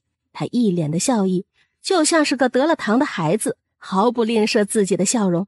紧跟在楼七七身后的就是唐毅。去把人请到包厢来。世子，是去请夫人过来，还是请唐毅过来？韩燕白犀利的眼神朝着墨竹看了过去，那眼神仿佛像是在看傻子一般。他声音低沉阴冷：去把楼七七给我请回来。去把楼七七给我请回来。墨竹下意识地缩了缩脖子，不敢违抗韩燕白的命令，噔噔噔跑下楼去。夫人，夫人，您等一等。墨竹，你怎么在这儿？夫人，世子在里面包了一个包厢，想请你进去吃饭，正等着你呢。我去，难不成我逛玉春楼被韩燕白知道了？这男人是故意过来逮我的。楼七七踏进包厢，便感觉这包厢里的温度怎么有点冷呢？见楼七七进来，韩燕白冷飕飕的眼神朝着他看过去。楼七七撇撇嘴，在韩燕白的对面坐下来。看到桌上摆放的菜还没有动筷子，他忍不住开口道：哎，你还没有吃过中饭吗？那你吃吧，我在这里等着你。我刚刚已经吃过了。韩燕白的眉头紧皱着，看他这副样子，脸上没有任何异样的神色，这样韩燕白心里更加堵得慌。来玉春楼是做什么的？在来的路上，楼七七就已经想好了该怎么回应韩燕白这些问题。韩燕白刚刚开口，楼七七就直接打断了他的话，学着男人的样子开口质问：